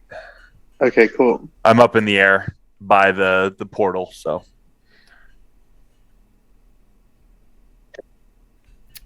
You're not able to see P-Crawl from where you are. Okay. Unfortunately. It's cool, man. Why not? It's cool. P-Crawl is in like a pocket dimension within the chandelier. The side of it has been ripped open and displayed, and you're above the chandelier where you would need to be to strike at the chain above it. So you're basically looking down into like a paradox of tunnels that doesn't make a lot of sense, and you wouldn't be able to see him from this location. P-Crawl had to explore the inside of the chandelier in order to find the location he's in right now. Okay. Can I use my inspiration to guess? To take a wild guess? You would. Part of the spell is you have to be able to see the creature. Okay. It's part of that ability. I mean, realistically, right now, you guys, except for maybe Mordecai, have no idea what just happened. I would stop it if I could. And Mordecai but this doesn't isn't care. a spell. This isn't You could probably just, from the ground or across, you could probably just see, P-Crawl kind of within the burning fabric, and then P-Crawl falls. His body is still there, though. Next is Mordecai. I just saw him die in front of me. Is the eyeball still there? From where you are, I'd say it's kind of hard for me to imagine this, but it's kind of like a huge chandelier, maybe 15 feet at the top, and then it goes steeply down, and I picture one of the faces just burning and kind of swaying there, and if you can see the eye, it would be heavily obscured, but perhaps from your position you could just barely see it. If I have any vision on it, I can target it with a spell. Okay, and then you can target it then. In that case, I am going to cast, and I'm going to use one of my sorcery points to do a silent casting of it. Mental prison. Okay. So, let me pull out So it's called Subtle Spell. I'm using one of my sorcery points to cast this without appearing to be casting a spell. Just in case she has a counter spell. The spell seems like it should have worked, but it doesn't. Her magic in some way counters it. Okay. That's the second legendary resistance. And I'm going to let my companions know. There's something going on. Somehow she shrugged up my spell. Yeah, I felt that too. So with legendary resistance, she auto saves, correct? And also, P-Crawl's dead. When she fails, she can choose to save. In that case, she still takes the 5d10 original damage. Oh, very good. Thank you. Yeah, does Reynold know that Crawl's dead? He fell on the floor right in front of us, right? So it'll be 16 psychic. Okay. P-Crawl is still within the chandelier. There's like a small room that has been revealed by this intricate magical tapestry, and he was standing there behind that when he was stricken down. So whoever has a vantage point to see that could have noticed it. That's fine. It is kind of like an obscured area because of the cloth that is there and on fire. So Reynold, you're directly across from this. You have a pretty good vantage point to see into there. Right. After Mordecai, will that be all for Mordecai? Sorry, I'm going to use my movement to try to get closer to the eyeball.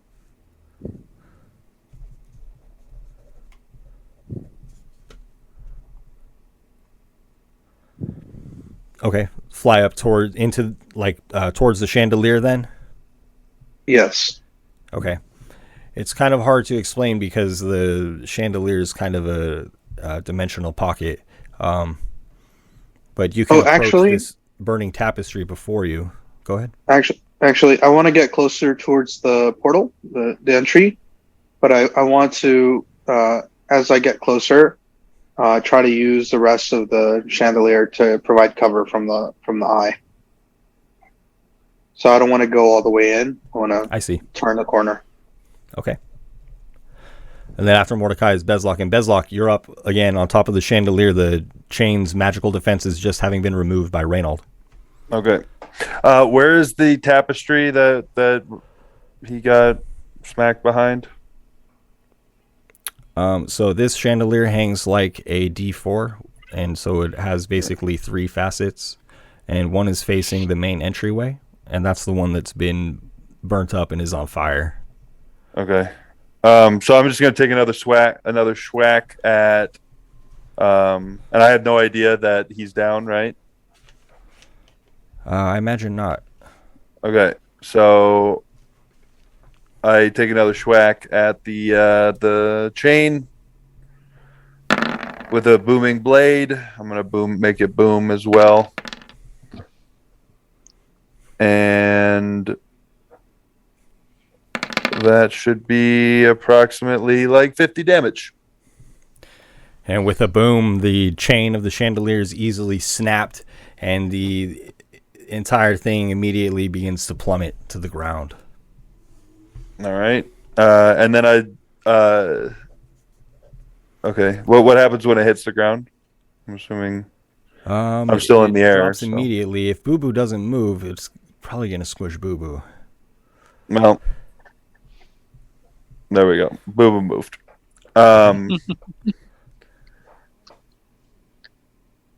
Okay, so so now I'm like looking around, and I go, "Where's Pete Crawl?"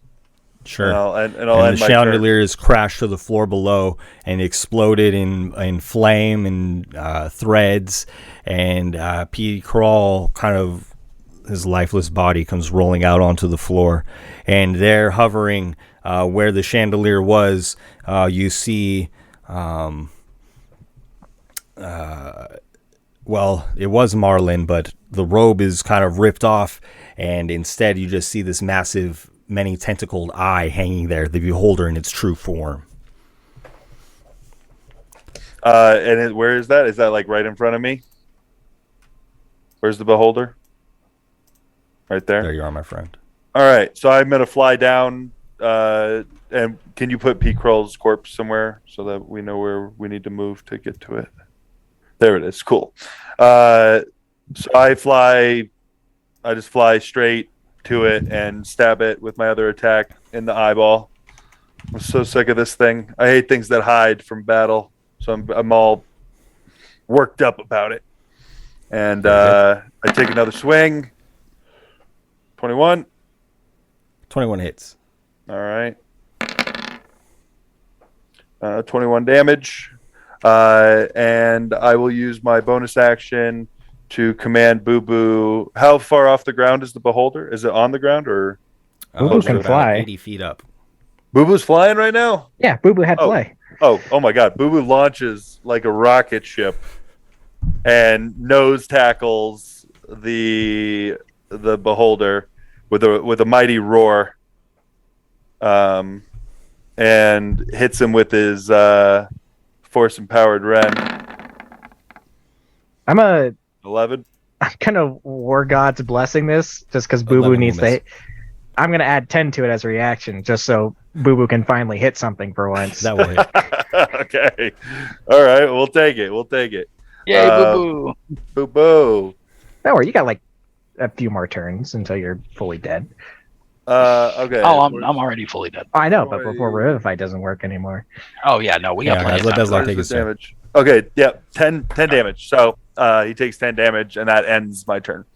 Okay. And one of the beholder's tentacles turns your way. I ain't scared.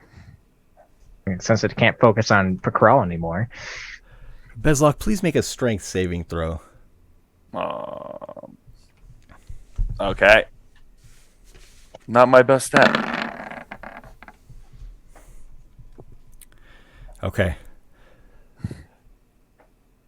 And you feel yourself kind of grabbed as a ray shoots out, winding around you and gripping you, and it maneuvers you over next to Boo Boo, below itself.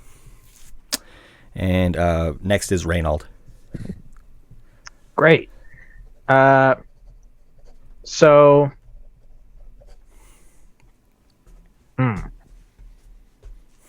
All right. Here's what Reynald's gonna do. He has no climbing speed of any kind, so he can't go 80 feet down. To try and get to Pickrell. I mean, I guess he could jump, but he would take some damage, and he's trying not to do that right now. He is going to step out of cover for a second. Is going to cast a banishment again at 4th level on the beholder. 18 charisma save.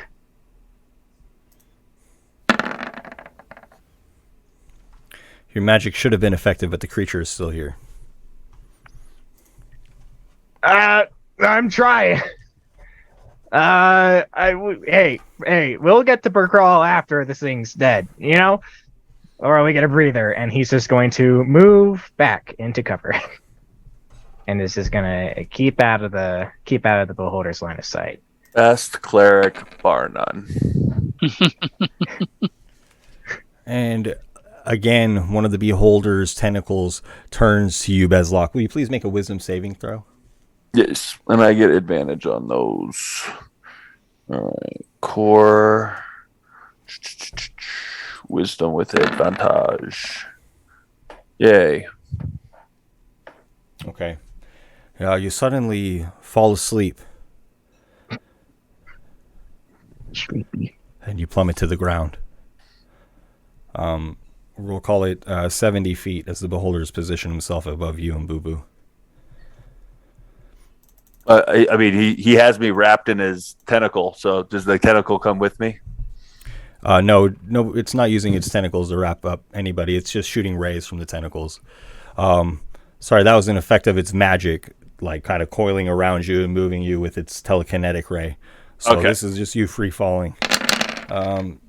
Bezlock will take 35 damage as he bounces off of the dance floor. Does he wake up? The spell got dispelled off of me? Because I mean, you don't have to be conscious to have fly cast on you. I'm just wondering.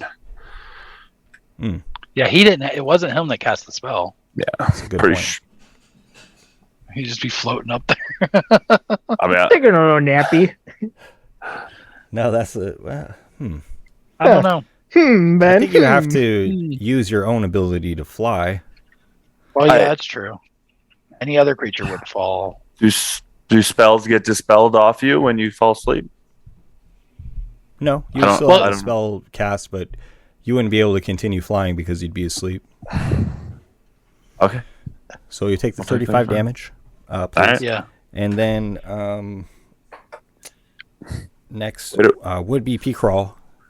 Look at that roll. Did you guys see that damage roll? That was absurd. Yeah, that was a vicious 4, 6, 5, 6. Yeah, I looked it up. By the way, the way the fly spell's worded is it says that the target gains a flying speed. So if you're not able to function, then you're not going to be able to. No, I was legitimately not arguing. I was asking because I didn't know. Yeah, no, I was kind of curious after you mentioned it. Yeah. And if you would, please have Boo Boo make a wisdom saving throw. No, not Boo Boo. Boo Boo. Boo Boo. All right, Boo Boo. Take him down. He's not a bear. You're dead. You don't get to talk. Quiet you. 5. Boo Boo also falls asleep and plummets to the earth like a big iron cannonball. Wait 1 on that. He might be immune to that. I'm pretty sure he's an automaton. He can't be charmed, exhaustion, poisoned, and that's it. Nope. So he can sleep. All right. Cool. Okay, Boo will take 30 damage as he falls. Okay. Ben's coming in hard with these damage rolls. Stop. Don't. Yeah. How about you not do that? That would be honestly pretty rad if you just didn't And do Mordecai, that. you're there flying in the ballroom. Is that right? Yes, that's right. Okay. Okay, it's my turn. No, I'm sorry. It is still on Marlon. If you would, Mordecai, how high above the ground are you right now? I was at the level of the chandelier, so I believe 60 feet. Yes, right at the bottom of it. That's right. If you would, please make a Constitution saving throw. That's so nice of you. Constitution. Oh. Okay. Not very And good. you will take 41 damage. Everyone's dropping like necrotic flies. Yeah. Okay. And I believe I have to make a concentration Con save. check. Yeah. Thank you. Of like Not that it 12. matters. There's nobody flying left, so I don't think. So Well, I he did is. take. No, he isn't. He just fell. So I did take a new invocation called Eldritch Mind, which gives me an advantage on concentration checks. Cool. So Good one. That is a very good one. Hey. I didn't know that was a thing, but Yeah. at advantage, Yeah, Warlocks are Constitution. dope.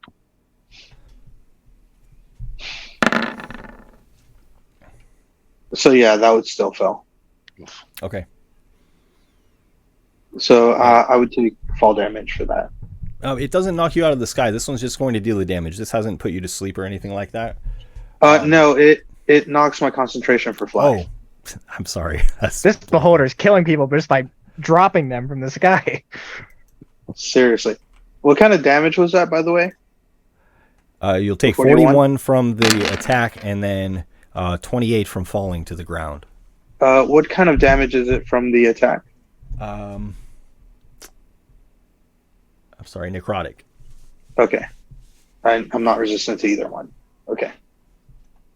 Dang. All right. Okay, if you would please make a wisdom saving throw. Or I'm sorry, a Constitution saving throw. Me? Yes, Mordecai. 3 of these rays have been directed at you. Constitution. They're not going great, guys. Yeah. 15. I wanted to leave. And you begin turning to stone, and you'll be... Oh, I'm sorry. Wrong. Sorry, guys. Wrong effect. You will be paralyzed for 1 minute, and you can repeat this throw at the end of each of your turn. Okay. Okay. Now I will need a...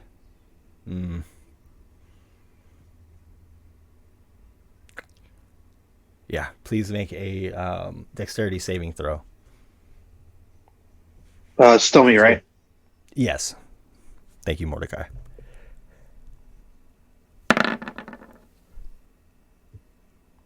Okay. 16. And somehow you're able to evade this last ray, although you are, stuck in place here. He twitches a finger. If you're paralyzed, actually, do you automatically fail dex saves? I think you do. It's either that. Sorry for asking that. Yeah. Okay. You'll be slowed in addition to paralyzed. Okay. And Mordecai, it is your turn now. I'm paralyzed, so I can't do anything.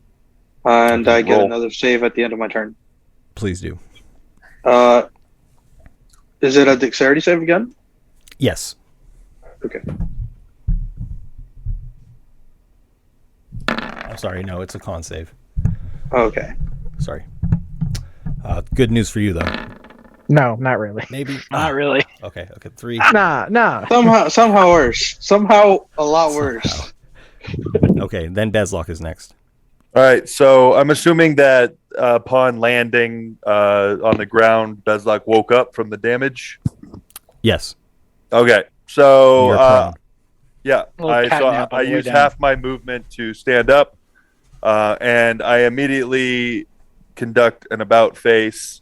And on my belt, you guys have seen these for weeks now. There's these two little paddles, and there's a little slot on the back of each paddle for a little gem. And you see me put 2 gems onto these paddles, and you see me, smack them against each other, and you start seeing static electricity building up. And I lean over P-Crawl and put them on his chest and zap the life back into him. Okay. With Revivify. So that is this spell. That brings me back with 1 hit point, right? Yeah, no, I got you covered. I got this. Okay. All right, Revivify. And then I will use my bonus action to take a healing potion off my belt and slap it into his face. You can give him a potion. Administering a potion will take a full action. Yeah, I'm just like slapping it on him so that he can have it right, ready for him. Yeah, Gotcha. yeah, it's ready to be drank. Got it on a gerbil feeder. All right, and then Boo Boo will. How far above is he? Still like super high up in the air? Boo Boo wouldn't be able to reach him with a bite. Right, it's about Okay. 70 feet in the air. So Boo Boo just does a little circle. Runs in a big circle and then comes back and shields. Takes a defensive action and shields P-Crawl from all attacks. And that will be the end of my turn.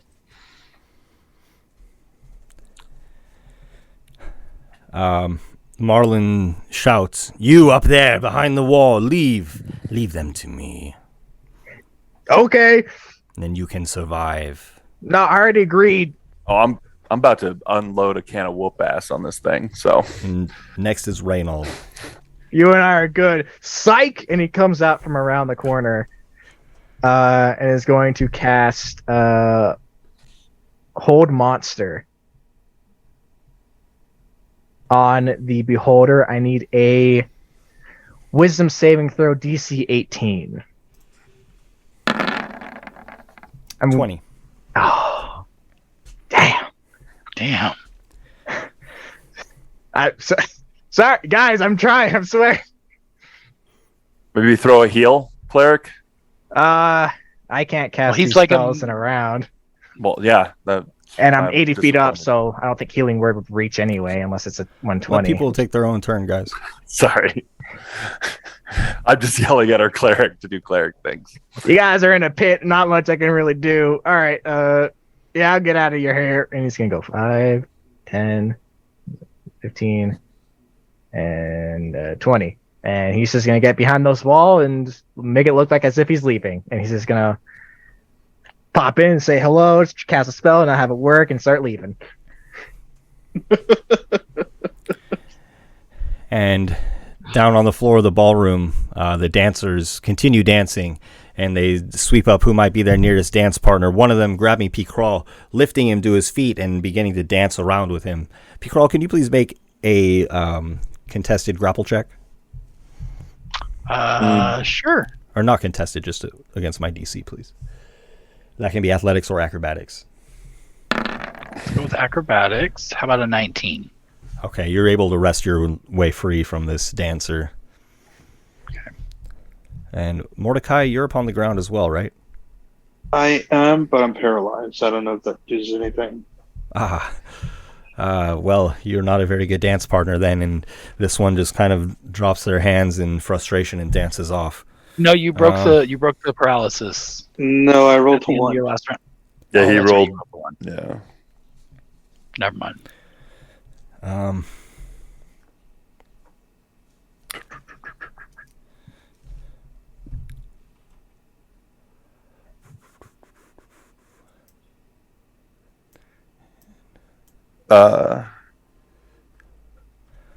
And the wore off. this creature begins just floating across the ceiling, staring down at you all.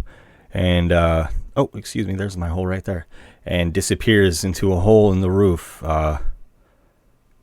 vanishing from sight. A hole in the ceiling. It must be in the attic now. If not gone. Was it looking at something before it left? Like was it scared of the voice that it just heard? Like, do we get any impressions?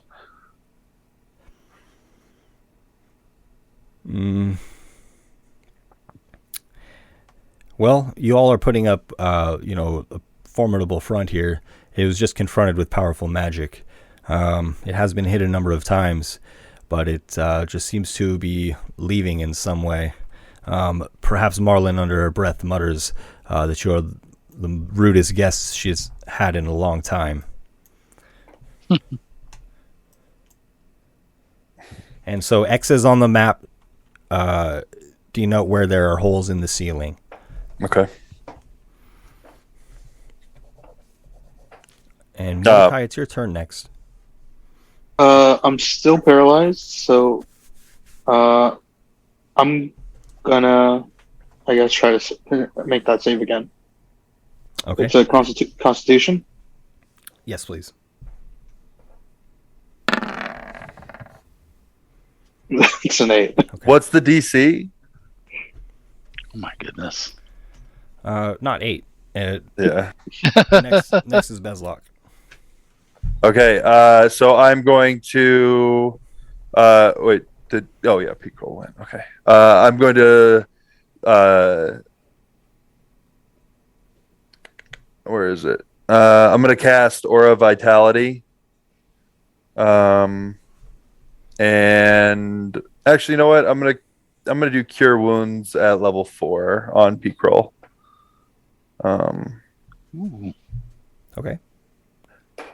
I'm trying to figure out how to cast it at higher level. Hold up. It's just a D8 for each.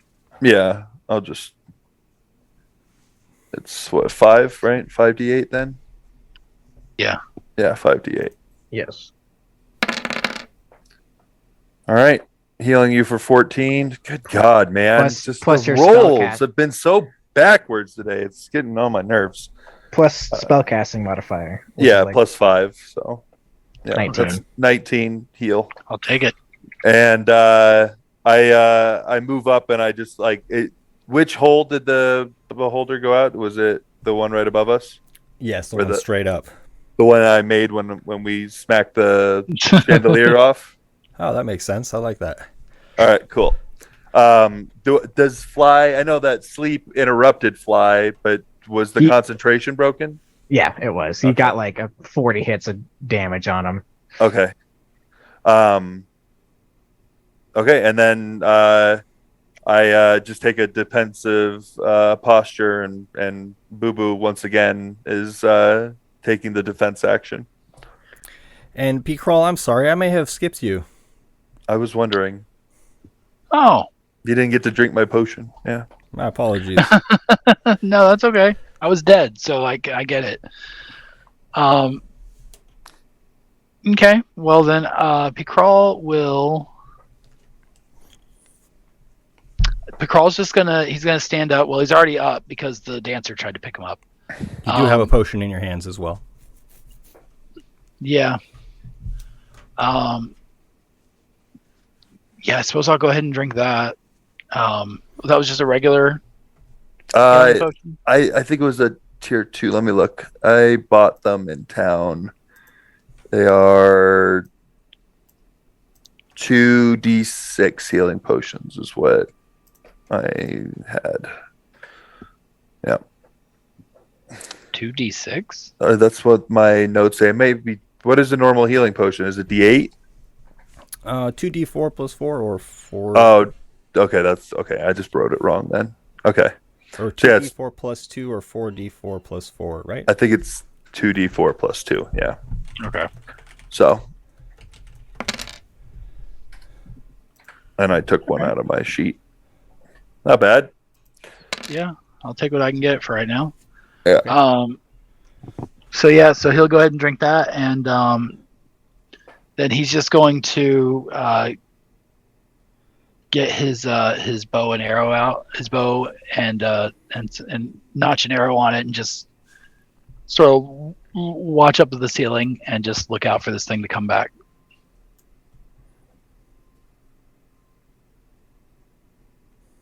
Okay, and then Reynold, you're up. Reynold looks up to the hole in the ceiling right above him. I'm guessing doesn't see anything but just black, and is just going to move back within view of the others and sees that the beholder's gone, and is going to can't cast any healing spells because he's too far out of range.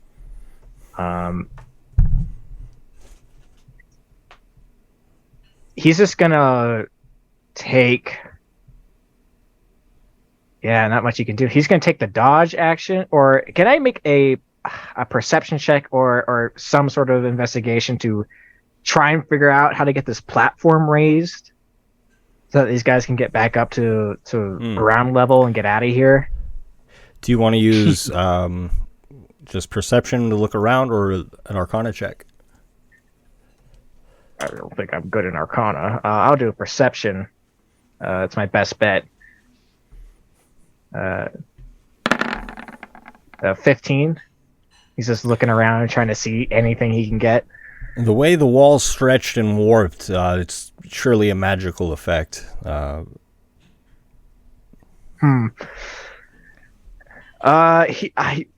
don't know if this is going to be a... Was that my action, first of all, before I start doing anything else? You can act again. That's okay. Okay. He is going to be just a wild swing in the dark. But he's going to cast... Oh, God. I wish I could do it at any other level. Hold on. I got like one of all the high tier ones. I need to figure out what I'm not going to use. Let's have it, Reynold. All right. I'm going to do... Yeah, let's do this. I'm going to do Dispel Magic at 5th level. Because the other spells I want to cast, I can at least upcast effectively. Oh, wait, no, it's Banishment. Forgive me that. This is Spell Magic on the walls. Because they stretched and grown, and I want to see if I can disable the effect that had them bring the floor lower into the earth, and I want to see if I can dispel it to get them to come back up. Okay. 5th level or lower automatically fails and ends, or higher I have to roll? Please roll. Okay, alright. Let's hope I can do this so you guys can get out of here without having to do even more spells. God, we're flashing. We're flashing. There's no way. We're flashing. Magic genius. Effects of the room persist. And down here with you, the dancers become quite angry as their guest of honor has left, and they begin to just become quite rude, spit at your feet, and just stand against the walls, crossing their arms, looking around, waiting for the band to start playing. And I think you gave me inspiration at one point, but I never used it. Could I use that here? Yes. To try and re-roll this? Yes. Because I feel like this is important enough to warrant. So 19. That'd have to be a very powerful spell. Reynold, seemingly with the absence of Marlon and the destruction of this chandelier, you focus again on this spell, and the wood upon the wall seems to shrink, and the ballroom reverts to its original size and form. Oh, and finally, I did something useful. The dancers, who were quite angry just a moment before, look about confusedly, trying to figure out what has taken them, why they're here. Yes.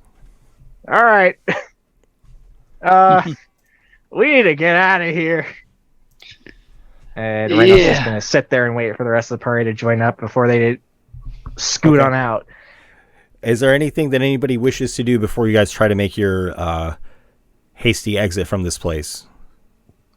I'd like to like see around the room. Like, what are these? Can I go look at these?